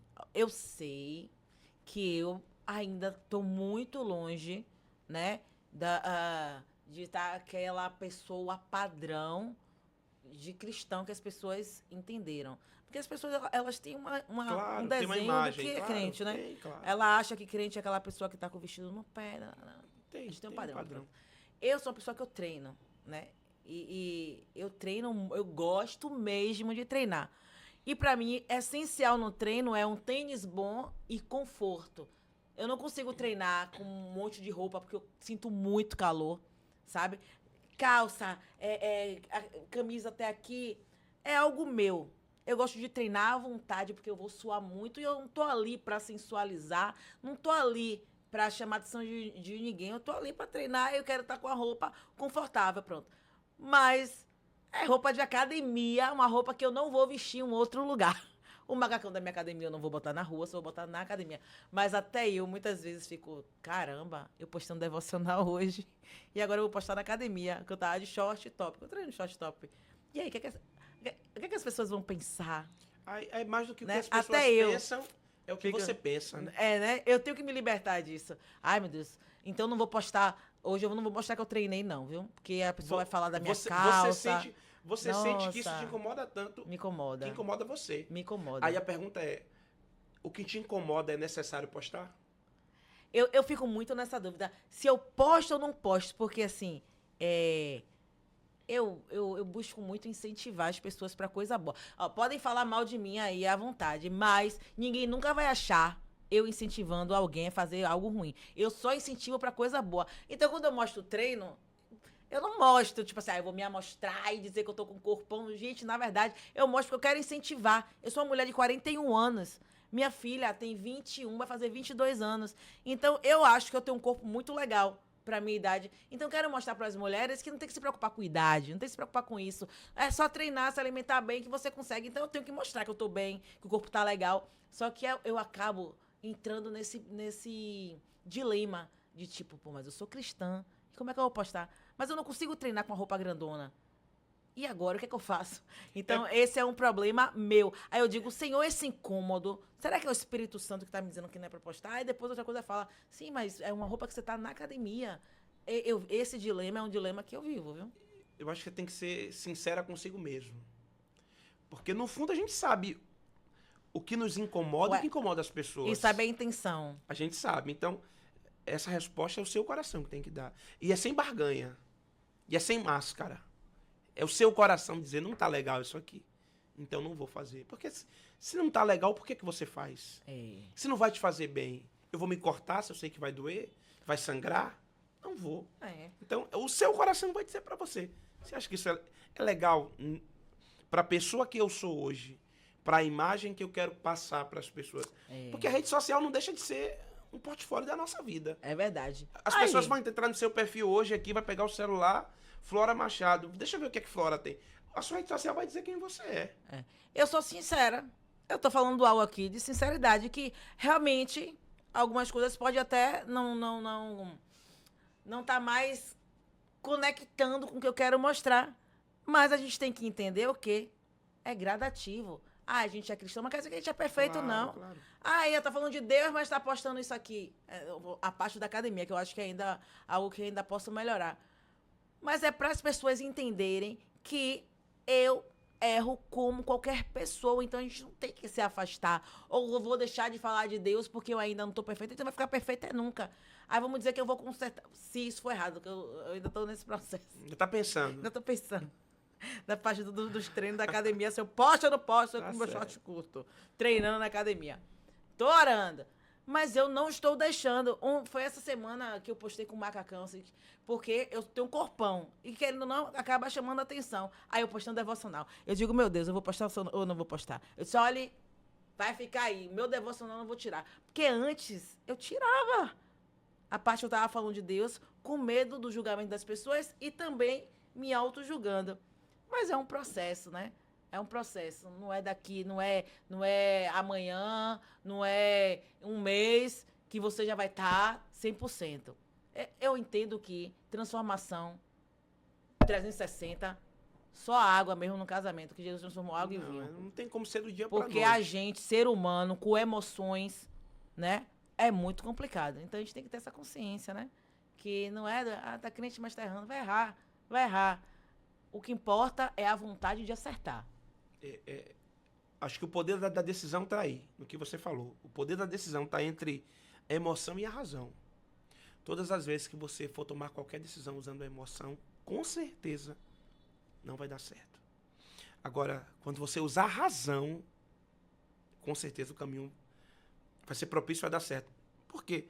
Porque a emoção nos impulsiona a fazer o que a gente quer no momento. Já pensou todas as vezes que você pensou em agredir alguém, você agredisse alguém?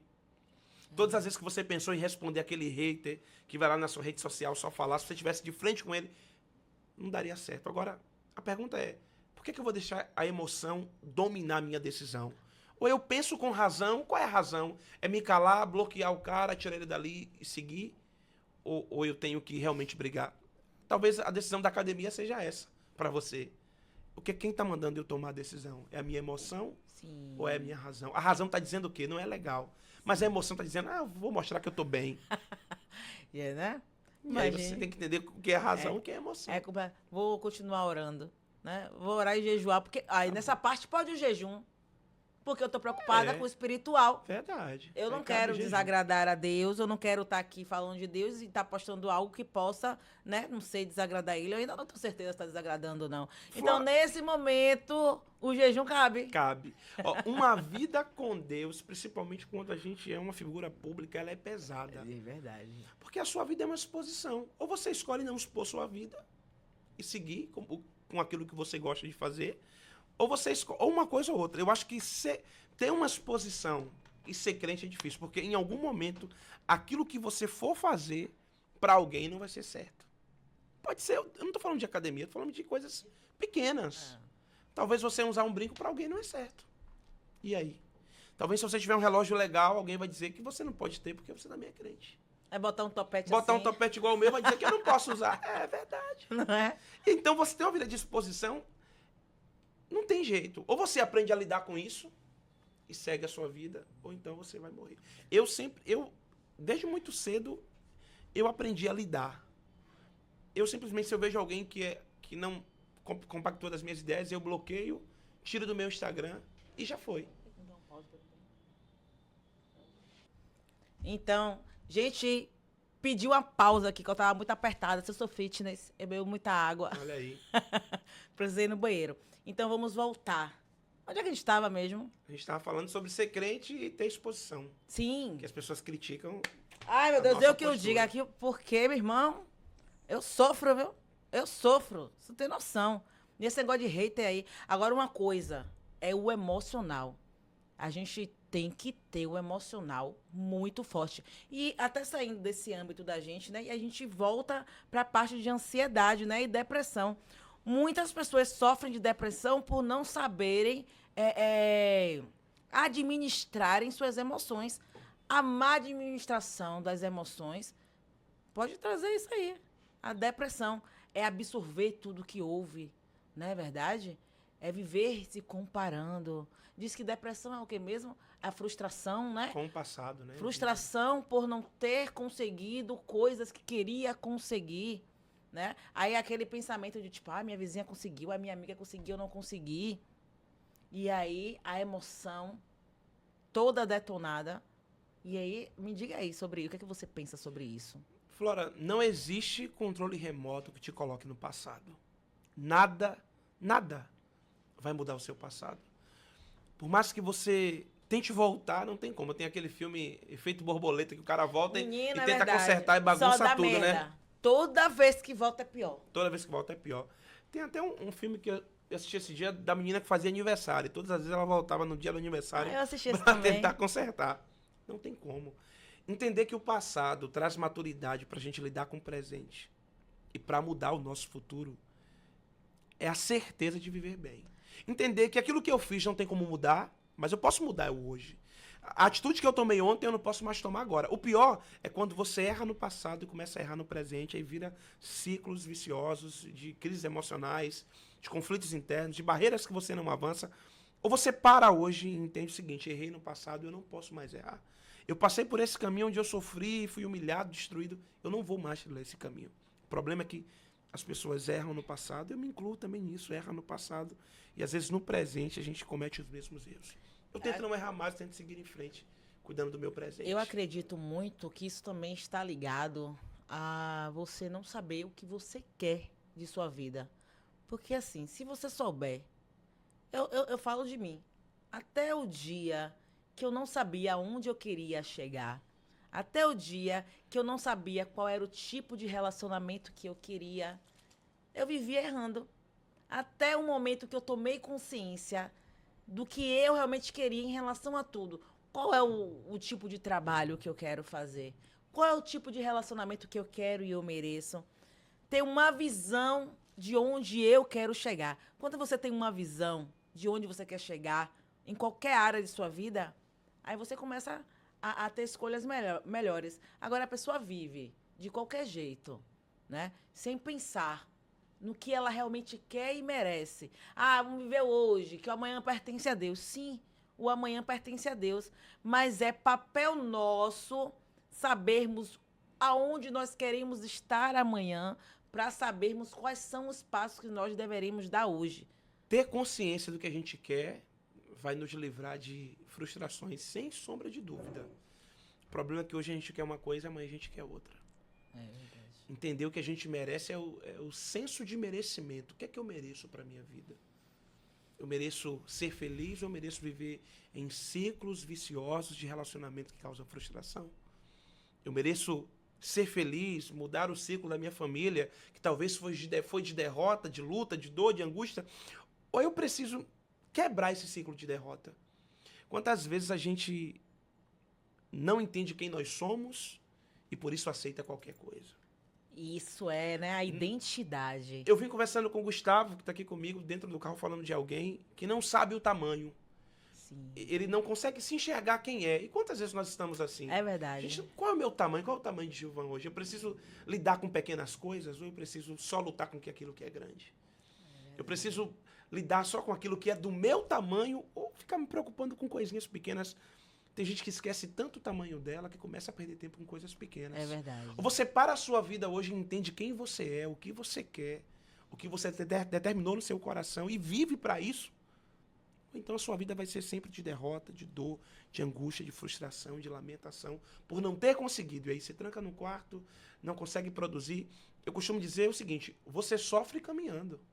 Não dá para parar para sofrer. Não tem mais tempo de se trancar no quarto e sofrer. Eu vou sofrer e vou continuar produzindo. Eu vou sofrer e vou continuar trabalhando. Vou sofrer e vou continuar exercendo o que eu nasci para exercer. Não dá para se trancar mais e parar e ficar sofrendo.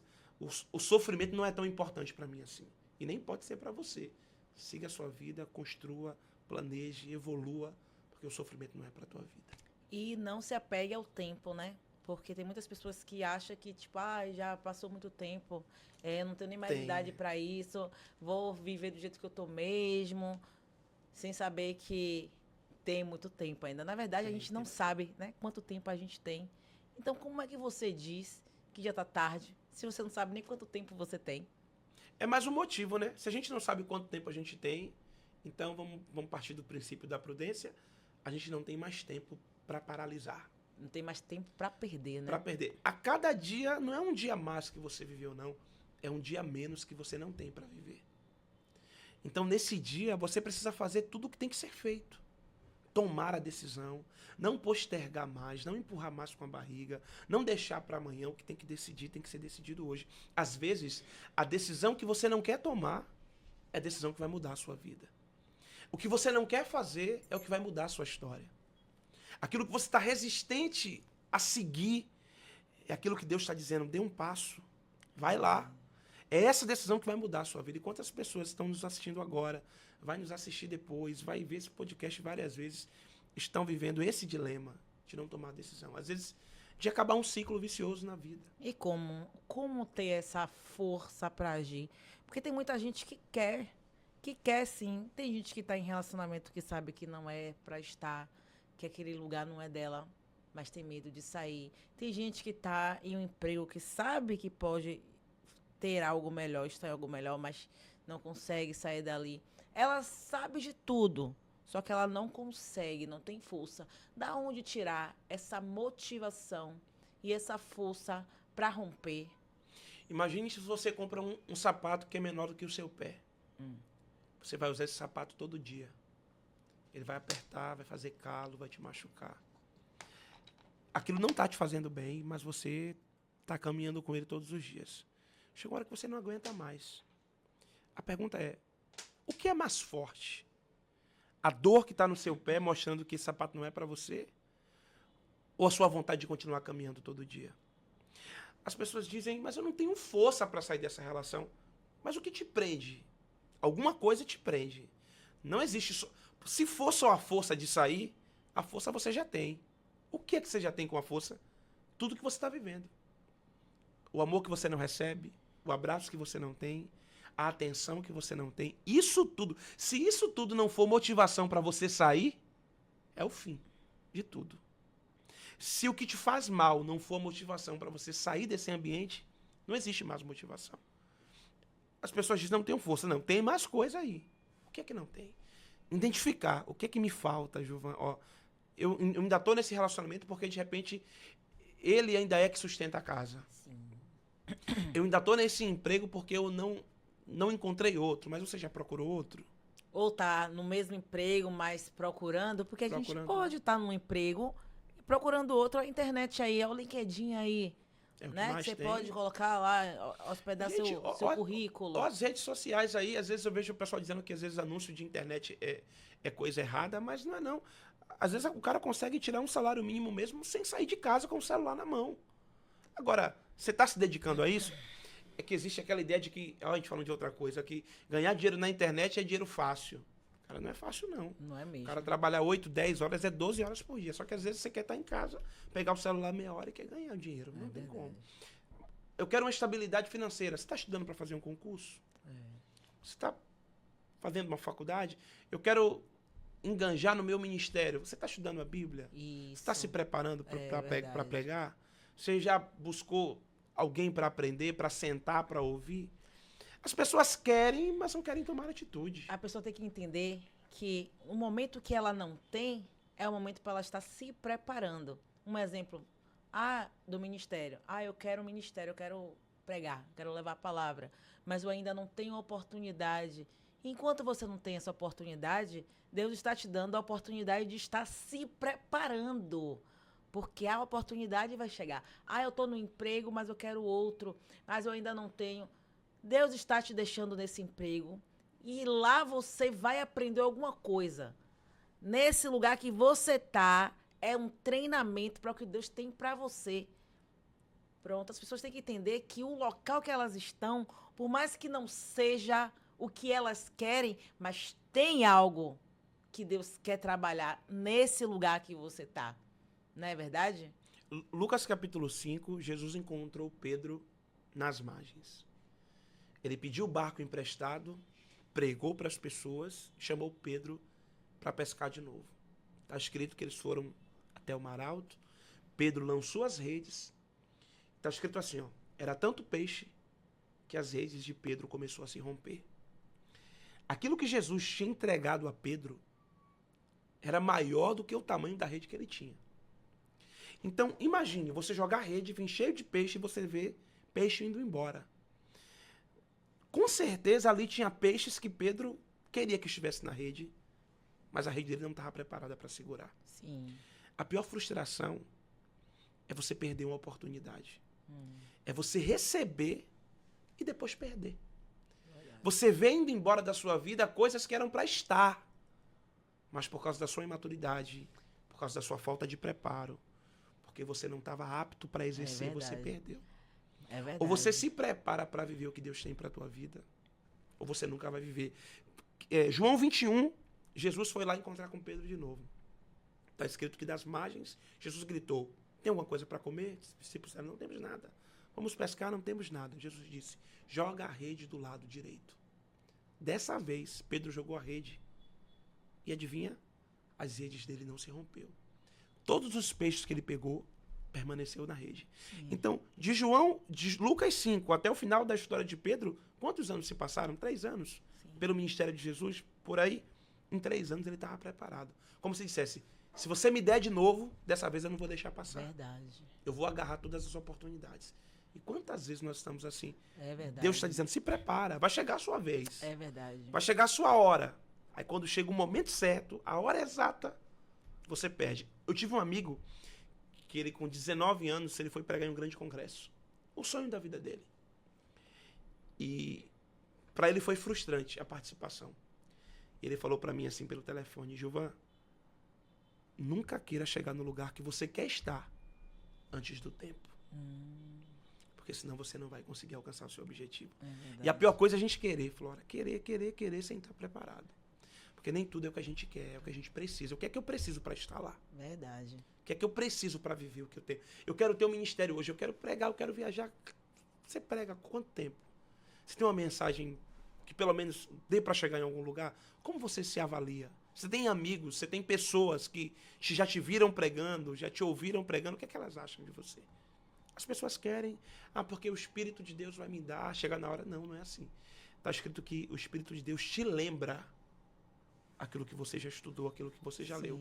Ou você tem bagagem para estar, ou você não tem. Mas Deus chama os despreparados e prepara. Claro, Deus chama, mas você tem que se preparar também. É verdade. Não é trabalho de Deus te preparar. É importante. É seu trabalho procurar. É Deus vai te capacitando à medida que você for buscando, é claro, é óbvio. Mas Deus vai te chamar, Flora, você vai pregar hoje. Imagina se Flora nunca tivesse lido a Bíblia. E alguém chega assim, prega hoje aí para mim. Vai pregar o quê?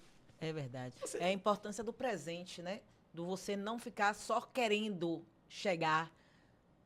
Eu ainda não cheguei. Sim, pode continuar querendo, mas o presente é o momento que você vai estar se preparando. Porque quantas vezes a pessoa que quer muito as coisas, ela só quer, só pensa no que quer no futuro. Tem só a visão do que quer, mas não se prepara para chegar naquele lugar que quer. A gente pode falar de relacionamentos, né? Muitas mulheres que já estão maduras, mas ainda não conseguiram alcançar o relacionamento que elas merecem. Muitas vezes a culpa não está nos homens, não, gente. Porque não tem homem. Muitas vezes a culpa não é dos homens, não. Você ainda não recebeu de Deus porque você não está preparada. Porque vai que Deus te dá um homem bom, né? Um homem da forma como que você merece, mas você ainda não está uma mulher sábia. Você vai perder ser homem. E, igualmente, homens, né, que querem, eu quero uma mulher virtuosa, eu quero uma mulher sábia, mas o homem ainda não está preparado para receber essa mulher. Se Deus entrega, perde. Como é que você vai dar um carro ao seu filho se seu filho não tem nem habilitação? É a mesma coisa de dar um carro para um filho sem habilitação. Só prejuízo. Então, a gente tem que entender a importância do presente, por mais que hoje você não tenha o que você quer ter, mas vá se preparando. Porque quando você estiver preparado, Deus, Ele vai te dar. Porque Deus é seu pai. A palavra já fala, qual pai que o filho vai pedir um peixe e o pai vai dar uma pedra, né? Algo assim. Se um pai humano, de carne e osso, dá coisas boas aos seus filhos, quanto mais Deus só tem coisas boas para dar pra gente, gente. Seja relacionamento, seja emprego, né? Seja um sonho, só que você tem que estar preparado para receber. Então, o presente é importante, porque é no momento, esse momento exato que você está vivendo, que é o momento que você vai se preparar para ter o que você quer ter. Então, não despreze o presente, só pensando no futuro. Deus nunca vai te mostrar aquilo que Ele não quer te dar. É verdade. Nunca. Ele não vai fazer isso com você nunca. Ele sempre vai te mostrar o que tem para a tua vida. Alguém disse assim, a promessa de Deus leva tempo para chegar. Ele está preparando a promessa. Claro que não. Deus não tem tempo de preparar nada, porque tudo já está pronto. Sim. Quando Ele diz para você que vai fazer, já está preparado. E se está preparado, por que eu não estou vivendo? É você que não está preparado. Verdade. Ou você se prepara para ver o que já está pronto, ou nunca vai acontecer. Porque não depende de Deus. Tem alguém que diz assim, né? Deus está embalando o presente, está deixando maravilhoso. Não. Quando Deus falou, já está pronto. Já está materializado.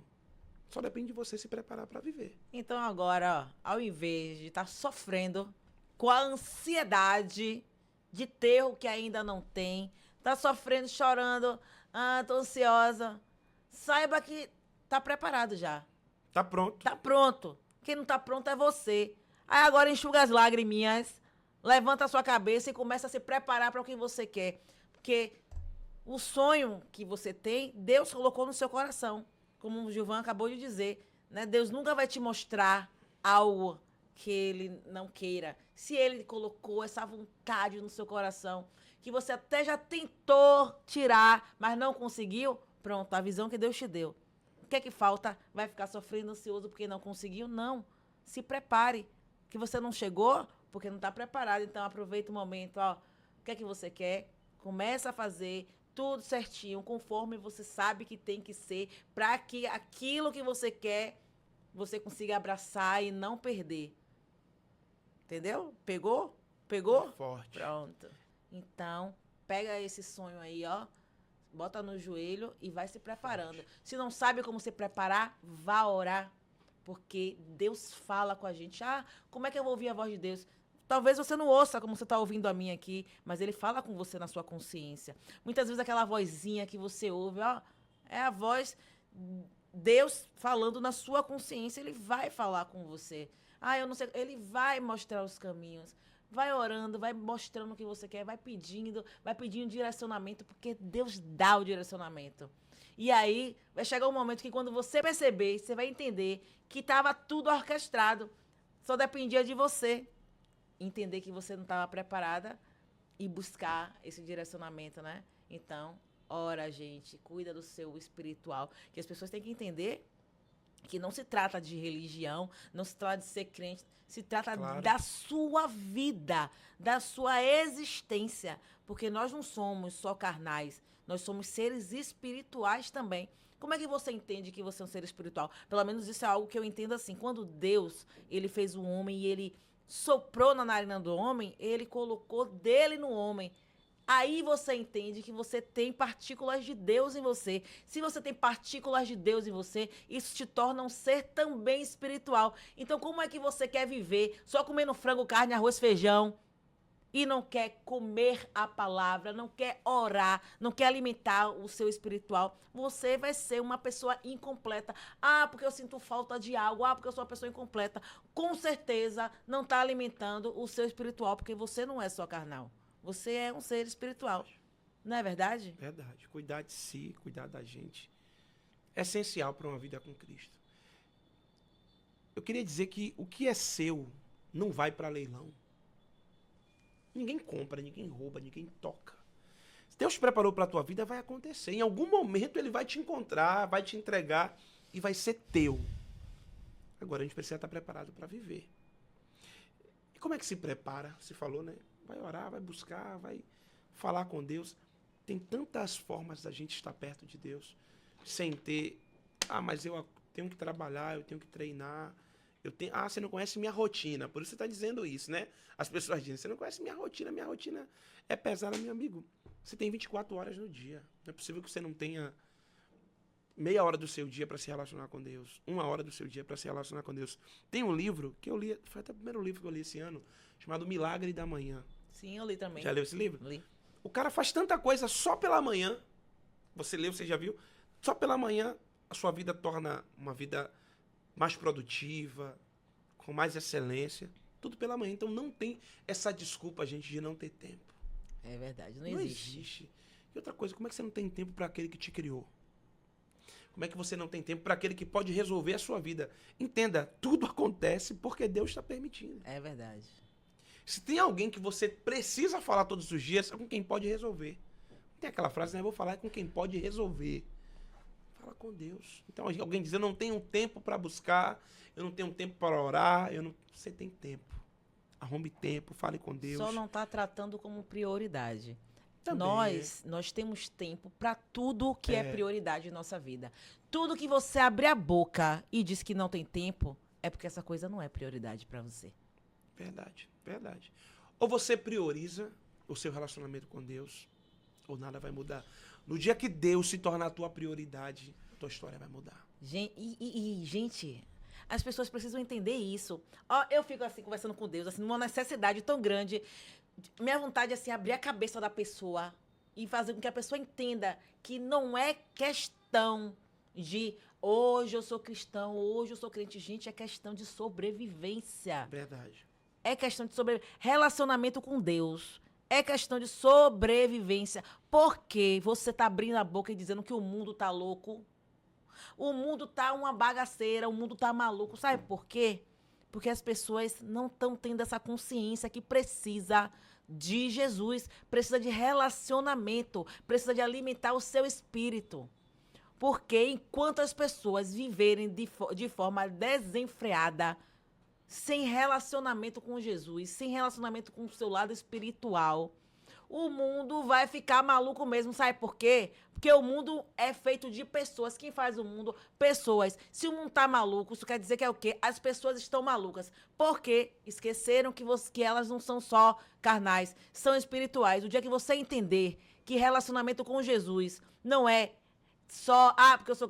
É questão de sobrevivência, aí sua vida vai mudar. Como a minha mudou, como a de Gilvan mudou, e como a vida de muitas pessoas que começaram a ter essa consciência, vem mudando. E eu tenho estado muito feliz com uma coisa. Realmente o mundo está indo de mal a pior, a gente está vendo muita maluquice, mas a gente também está vendo muitas pessoas, né? Até pessoas famosas se rendendo muito a Jesus. Claro. Né? Aqui em Salvador mesmo tem umas pessoas que eu sigo, influencers e tal, que estão mesmo assim se rendendo a Deus de uma forma tão linda. E aí eu fico muito feliz de perceber que sim, tem muita gente surtando, mas tem muita gente reconhecendo que viver com Jesus é questão de sobrevivência. Quer ter vida abundante? Não existe vida abundante longe de Deus. Não existe. E eu posso dizer, porque quem me conhece sabe, que eu vivi no mundo, eu não vivi no mundo de forma superficial, não. Todo mundo aí, mas eu não gosto de sair. Eu fiz bagaceira. Eu vivi no mundo com força. Tudo que o mundo... Só não matei, nem roubei. Roubei, meu Deus? Deixa eu ver se eu roubei. Deixa eu lembrar. Não sei se eu roubei, posso ter roubado alguma coisa. Mas matar ninguém não matei. Mas o resto, tudo que o mundo tem pra oferecer, eu fiz. E eu posso dizer que não... Quem quiser que venha me dizer, sou feliz que não tem relacionamento com Jesus, não existe. Se ele é a própria felicidade. Você... Só é eu entendo que completude só existe quando você, ser humano, é completo. Como é que você vai ser completo? Seu espiritual e o seu carnal, os dois saciados. Como é que você é completo se o seu espiritual está super fraco? Não tem relacionamento com Deus? Não ora? Não para para ouvir a voz do Senhor? Não tem como ser completo. Vai estar sempre procurando completude aonde? Em relacionamentos, né? Em comprar coisas, achando que o emprego melhor vai saciar. Gente, você pode alcançar tudo que você quer. O melhor homem, a melhor mulher, o melhor carro, a melhor casa. Se não tiver relacionamento real com Deus, vai sempre faltar alguma coisa. Por quê? Nós somos espirituais. Existem pessoas, né, que falam, mesmo na ignorância, Deus está dentro de você, você é seu próprio Deus. Isso é verdade, gente. Quando Deus soprou na narina do homem, ele colocou partículas dele no homem. Então, realmente, Deus está em você. Então, como é que você quer ser completo se você não alimenta esse espírito que está dentro de você? Entende? Em algum momento da vida, todo homem precisa de Deus. Com certeza. Do rico ao pobre, do mais feliz ou aquele que se torna ou que se denomina infeliz. Porque não há nada no mundo que possa preencher o vazio que só Deus pode preencher. Não há nenhum prazer carnal, material que pode preencher só aquilo que Deus tem para entregar ao homem. É preencher momentaneamente, né? Quantos homens famosos, pessoas famosas você conhece que diz, eu tenho tudo, mas em algum momento eu me senti vazio? Verdade. Quantas pessoas, eu posso ter tudo, mas em algum momento faltava alguma coisa? Faltava Deus. Porque não tem como preencher o lugar que é de Deus. É Nem com dinheiro, nem com casa, nem com melhor relacionamento, nem com a conta bancária. Não tem como. O lugar que é de Deus, ninguém toma. O vazio que só Deus preenche, só Ele pode preencher. E pior que, ou melhor, né? Não é nem o pior a palavra, as pessoas sabem disso. Quantas vezes eu já tenho vários amigos que são influencers, que são cantores, que falam assim pra mim, eu canto, eu danço, mas chega uma hora que não dá mais. Quantas vezes eu já estive na roda de amigos, com eles, conversando, batendo papo, e ter alguém do meu lado, porque eu falei alguma coisa, chorar. Sim. Porque faz todo sentido pra mim, porque falta isso. Verdade. Mas estou preso, Gilvan, a tanta coisa, eu estou preso a contratos, eu estou preso a... Cara, não interessa como você está. Não interessa as suas pendências. Deus paga tudo. Não interessa. Se você der o passo para Jesus, se você se encontrar com Ele, se você determinar, hoje eu vou viver com Jesus, não tem jeito. Ele vai criar uma situação. Ele vai fechar contrato, ele vai dissolver a empresa, ele vai lhe tirar de lá. Alguma coisa ele vai fazer. mas ele não vai te perder. Chega um momento na vida que Deus toca na alma do homem. Não tem jeito. E quando ele toca na alma, não tem pra onde correr. Ele faz o homem perder tudo, mas ele não perde a alma. E às vezes é o contrário. Deus toca na matéria para não perder a alma do homem. De alguma forma ele vai lhe trazer para perto. Alguma estratégia ele vai trazer você para longe, porque quem nasceu para viver com Cristo não tem como ficar fora. Não tem. As pessoas vão para a igreja. Outro dia eu estava vendo, esqueci até o nome da igreja agora, acho que é a Igreja dos Artistas, não sei o nome. Vários cantores famosos, várias pessoas recebendo a palavra. E alguém comentou embaixo assim, estão aí agora, mas depois vão fazer isso, vão fazer aquilo, vão tirar das pessoas, sei lá, vão errar, vão pecar. E eu li aquele comentário e fiquei pensando, cara, se eles não estiverem aí para ser resgatados, eles vão para onde? E é a questão assim, ó. Gente, não adianta julgar. Deus, ele conhece cada um. Ele sonda o coração. Eu vou dizer uma coisa a você. Muitas vezes eu fui para a igreja, aí da igreja eu ia pro pagode. Não foi uma nem duas vezes, não. Foram várias vezes. Digo, olha, hoje eu vou pro culto, mas depois eu vou lá para aquele samba lá. Foram várias vezes. Mas eu tava lá. Depois eu fui pro samba, eu fui pro samba. Mas ele conhecia o desejo do meu coração. Naquele momento eu ainda não tinha forças para não ir. E não adiantava, tipo assim, eu não vou não, mas ali no meu coração eu querendo estar lá. Não adiantava, era melhor ir, pronto. Mas eu ia para a igreja e ia pro samba. Ia para a igreja e ia pro pagode. Mas no meu coração, Deus me ajude, me atraia pro Senhor. Até acontecer uma situação. Aí Deus fez acontecer uma situação muito triste na minha vida. Para mim foi muito triste. Perdi algumas coisas, sim. E a partir disso, foi que eu fui tendo a consciência e fui abrindo mão com muita dor, né, com muito sofrimento das coisas. E que hoje eu vejo que foi a melhor coisa que aconteceu na minha vida. Então que a gente não julgue, né?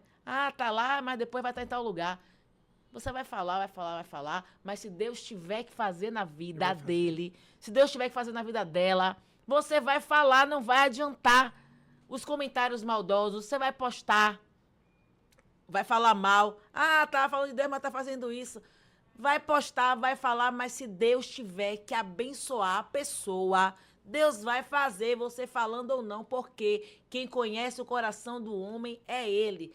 Muitas vezes você não dá nada por aquela pessoa. Você julga, mas aí você vai ver aquela pessoa lá em cima depois. Por quê? Enquanto você estava julgando, ela estava se ajoelhando, ela estava orando, pedindo misericórdia, né? E aí Deus vai lá e faz. Aí tem até aquela palavra, né? Que Deus pega as coisas loucas do mundo e confunde. Confunde as sábias. Né? Você falou de percas, né? E existem percas que são livramentos.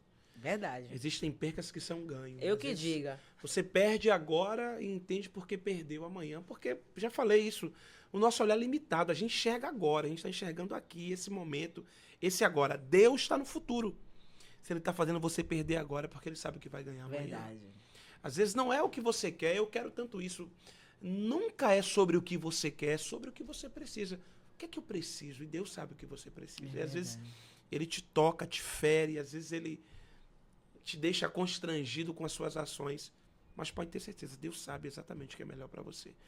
Eu já fiz oração na minha vida que eu disse, Deus, faça, ainda que me cause dor, ainda que eu perca, ainda que tenha danos, mas eu não posso mais viver dessa forma. E tive que passar por certas situações da pior forma possível, mas se não fosse daquela forma também, eu não mudaria a minha vida. Verdade. Comigo também foi assim. Às vezes a nossa oração tem que ser essa, porque a gente quer que Deus faça com jeitinho, né? Faça, mas eu não quero sentir muito, não. Faça, mas eu quero que seja. Mas quando Deus faz, e ele pega, quebra, desfaz, arrebenta com tudo. É uma oração muito perigosa aquela, assim... Deus, faça a sua vontade na minha vida. Nossa! Se você tá orando, e essa oração é maravilhosa, mas quando eu falo perigosa, é assim... Você tá orando, pedindo para que Deus faça a vontade dele na sua vida. Quando começar a acontecer as coisas que você não queria que acontecesse, você vai começar a chorar, a gritar. Entenda, o que é que eu estou pedindo na minha oração? Eu estou pedindo que Deus faça a vontade dele na minha vida. Então, não chore. Porque muitas coisas que tá acontecendo na sua vida é Deus ouvindo a sua oração. Que muitas vezes você acha que é pro seu mal, mas é pro seu bem. É para que você receba o que você precisa. Comigo foi assim. Eu passei por uma situação na minha vida onde eu fiz de tudo para reverter a situação. Fiz oração forte, fiz propósito, fiz jejum, mas eu perdi. Naquele momento eu sofri horrores. Mas depois, né, com o tempo, eu comecei a entender que foi a minha oração. Quando eu disse a Deus, Senhor, faça comigo conforme a sua vontade. E eu vejo que as perdas que eu tive, ou percas que eu tive, foi Deus agindo na minha vida. Então, assim, ó, se você está orando, se você está buscando, e você está em um cenário de perca ou perda, não se desespere, porque é Deus ouvindo sua oração. Na hora dele, o que é seu vai chegar. Agora você tem que ter fé. Tem que saber que Deus está no controle, que Ele está orquestrando tudo. E descansar. Pega aqui, ó. Pega a sua vida como se fosse esse copo, entrega, ó. Pronto. E descansa. Não fica preocupada com o copo. Você não entregou? Pronto. Que Ele vai agir, vai fazer o melhor para você. A gente ora todos os dias, né? Pai nosso que estás no céu. Seja feita a tua vontade. E quando Deus começa a fazer a vontade dele, você começa a querer que ele faça a sua vontade. E o pior, para mim, depois é outra frase, né? Perdoai as nossas ofensas, assim como nós perdoamos.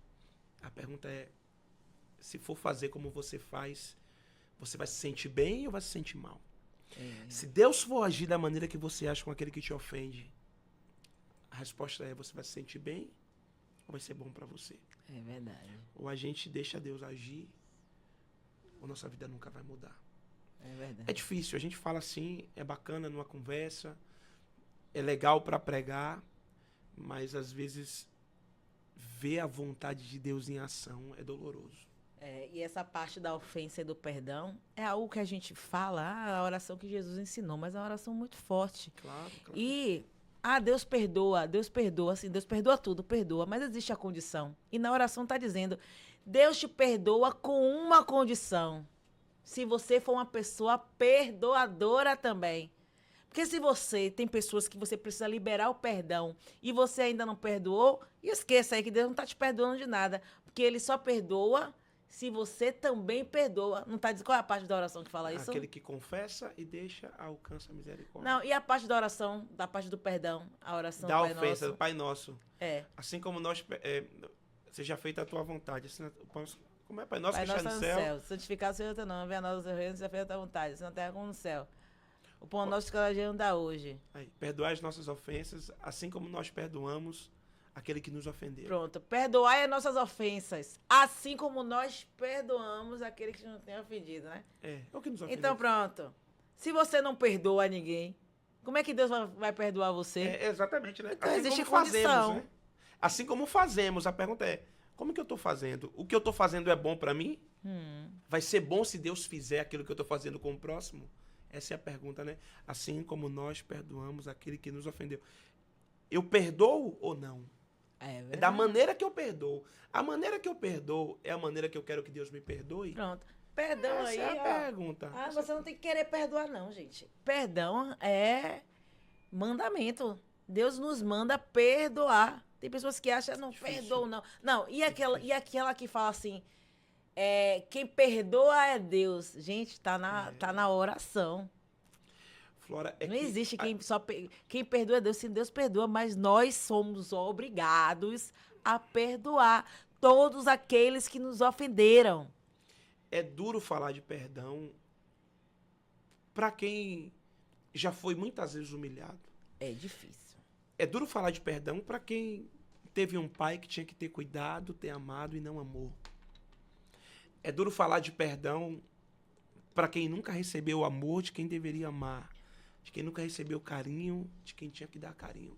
É duro falar de perdão para uma menina, por exemplo, que foi tocada por um pai que tinha que cuidar. É verdade. Para alguém que muito novo foi tocado por alguém que não tinha que ter tocado. Então, os traumas que a gente carrega no nosso coração, eles são pesados. E quando se fala de perdão, é difícil.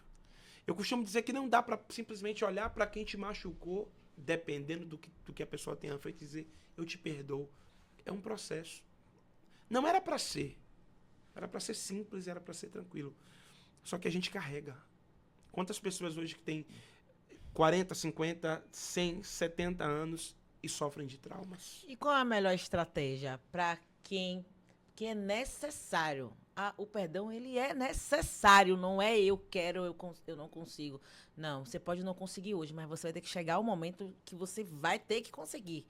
E como chegar a esse momento? Para essas pessoas que, né, foram tão machucadas, mas elas precisam liberar, só que elas ainda não conseguem.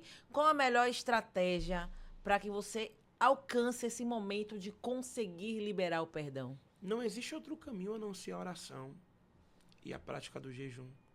Nós falamos que o jejum é para alimentar o espírito. Então, se eu tiver com o meu espírito forte, nada que venha a ser de outra direção, que venha a ser da carne, vai atrapalhar o meu crescimento. Pronto. Eu alimento o meu espírito, eu converso com Deus, eu sou sincero com Ele, eu tiro a máscara. Deus, eu não consigo, mas se o Senhor me ajudar, eu vou conseguir. Deus me ajuda. De alguma forma, Deus vai criar uma estratégia e vai fazer você liberar esse perdão. É um processo. Perdoar é um processo, porque você olhar para quem te feriu, para quem te machucou e não lembrar mais é complicado. Eu costumo dizer que a gente está livre do perdão quando a gente lembra e não dói mais. Sim, é verdade. Quando a gente lembra e não sente mais nenhum tipo de dor. Mas como é que a gente consegue trazer isso para alguém que passou 30, 20, 40 anos lembrando e sendo machucada todos os dias? É um processo.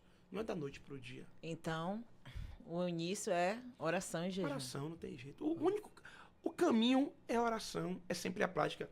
Jesus sentou, carta de Paulo aos Coríntios, capítulo 11, versículo 23, e Jesus, na noite que foi traído, pegou o pão e sentou na mesa. Na noite em que Judas, que ele ia passar pelo pior momento da vida dele, que era a crucificação, ele sentou na mesa e teve que olhar para a cara do traidor. Sim. Saber que Judas ali iria trair ele. Em nenhum momento Jesus tocou no nome de Judas. Em nenhum momento Jesus acusou a Judas. Em nenhum momento ele apontou, esse é o traidor, vamos... Não, Jesus sentou na mesa e falou do propósito dele. Sim. Além de oração, além de jejum, eu acho que uma arma material para a gente perdoar é esquecer o traidor. É verdade. É não sentar na mesa com os amigos para falar de quem machucou. Verdade. É não sentar na mesa e não compartilhar como você foi ferido. Isso. Já foi, já era, já passou. Já contei para Flora o que aconteceu comigo. Eu não tenho que contar todo dia. Eu não tenho que sentar na mesa com pessoas que querem meu bem e estar lembrando o nome da pessoa. Jesus sentou na mesa e nem o nome de Judas ele citou. Porque nome de traidor não tem que estar na minha boca. Nome de quem me feriu não tem que estar na minha boca. Eu já lembrei, já sei o que eu passei, agora eu vou esquecer. Ou pelo menos tentar esquecer. Ou pelo menos não tocar no nome, não lembrar da situação. Eu vou tirar aquilo da minha vida. Não alimentar a lembrança. Agora, né? quantas pessoas foram machucadas por outras pessoas e todo dia tá na rede social vendo o que a pessoa tá fazendo ou deixando de fazer. Stalkeando, né? Vamos ver o que ela tá fazendo, vamos ver se ela tá feliz, vamos ver se ela não tá feliz. Quantas pessoas foram machucadas pela família e tá ali naquele ambiente todo dia onde há mágoa, onde há dor e não consegue sair daquele lugar, daquela mesa, daquele ambiente. Aproveitando, né, esse tema do perdão, a gente já está terminando aqui no nosso podcast. É verdade. Deixa uma mensagem para nosso público, né, uma mensagem direcional em relação ao perdão, para a gente finalizar. O perdão não é benefício para você que libera. O beneficiado do perdão, ou melhor, o beneficiado do perdão é para quem libera, não para quem recebe. Quando você libera o perdão, as suas algemas são quebradas. Aquilo que te aprisiona não tem mais poder de te prender. Quando você perdoa, com certeza a sua vida segue. Você muda, você tem um outro olhar sobre a vida e sobre o teu futuro. Não tem como você ficar aprisionado ao que te passou. Se alguém te machucou, já passou. Se alguém te tocou de uma maneira que não tinha que ter tocado, já era. A gente não pode mais voltar ao passado e mudar o que aconteceu, mas você tem o poder de mudar o futuro. Nas suas mãos tem a chave hoje do presente para você tomar outras atitudes, seguir novas direções e mudar a sua vida. Não deixe esse acúmulo de sofrimento, de dor, de traumas paralisar você. Até porque o seu coração não é lixo. Não é justo você ficar guardando aquilo que não te acrescenta, o que não faz você crescer, o que não faz você avançar. Não é justo você passar a vida toda lembrando do que te aconteceu. Chega. Para de sentar na mesa com seus amigos e contar o que aconteceu com você, da forma que te machucaram, da forma que te traíram. Entenda, Deus tem uma história para a tua vida e para essa história seguir em frente, você precisa se desprender de coisas velhas. Não tem como colocar remendos velhos em roupas novas. Não tem como você levar na sua bagagem da vida só sofrimento. Paralisa hoje, perdoa, libera. Não está conseguindo? Vai orar, buscar a Deus, pede ajuda. Faz terapia, conversa com amigos, pede ajuda ao seu pastor, aos seus amigos, fala com Deus, explica para ele o melhor de tudo. Entra no teu quarto, fecha a porta e coloca para fora aquilo que te aprisiona.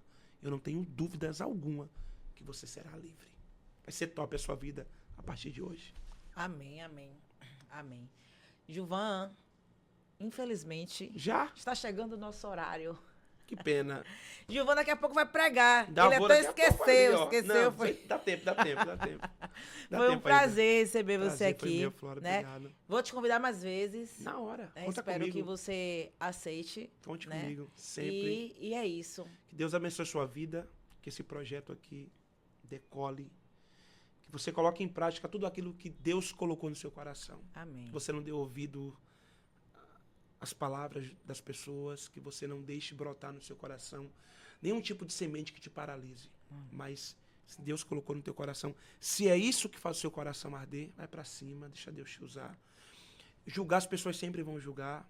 As pessoas vão sempre lembrar de alguma coisa que vai te paralisar, que vai fazer você desistir, mas você vai caminhar. Amém. O texto que eu deixo para você, bem rápido, é o texto que está lá quando Jesus passou pelo tanque de Betesda. O homem estava lá paralisado há muitos anos. Jesus olhou para aquele homem e disse, levanta e anda. Aquele homem saiu do tanque, colocou a cama nas costas e saiu para seguir o templo. A ordem que Jesus deu a ele. Mas quando aquele homem foi caminhando até o templo, ele encontrou 2 fariseus que disse, quem mandou você carregar a cama no sábado? Sim. Olha que coisa interessante. Aquele homem tinha uns 35 anos, 38 anos, não me lembro agora, que estava sem andar. Imagina você, sai pela rua, encontra um vizinho seu que tem tanto tempo sem andar, que você conhece desde pequena que não anda. Quando você vê esse cara andando na rua, para qual parte do corpo você vai olhar para ele? Para as pernas. Só que os homens, ao invés de olhar para o lugar do milagre, que eram as pernas, eles olharam para o lugar da dor, que era a cama. Verdade. Então as pessoas vão sempre lembrar do lugar da sua dor. Elas vão sempre lembrar o que você fez. Elas vão sempre tentar te paralisar de alguma forma. Vai tentar plantar no seu coração algum tipo de gatilho para você parar, para você voltar, para você desistir. Só que você vai fazer igual aquele homem. Aquele homem disse assim, aquele que me curou, me mandou caminhar. Amém. A partir de agora, você não dá mais ouvidos a quem vai te fazer parar. Você só lembra da voz do Criador. O que foi que ele disse? Eu vou seguir. Independente do que as pessoas digam. Eu não vou deixar mais ninguém apontar para a minha dor. Eu não vou deixar mais ninguém me acusar e dizer o que eu fiz ou deixei de fazer. No seu coração, eu profetizo hoje que não vai ter espaço Amém. mais para acusação. Amém, Jesus. Não terá mais espaço para lembranças daquilo que te machuca.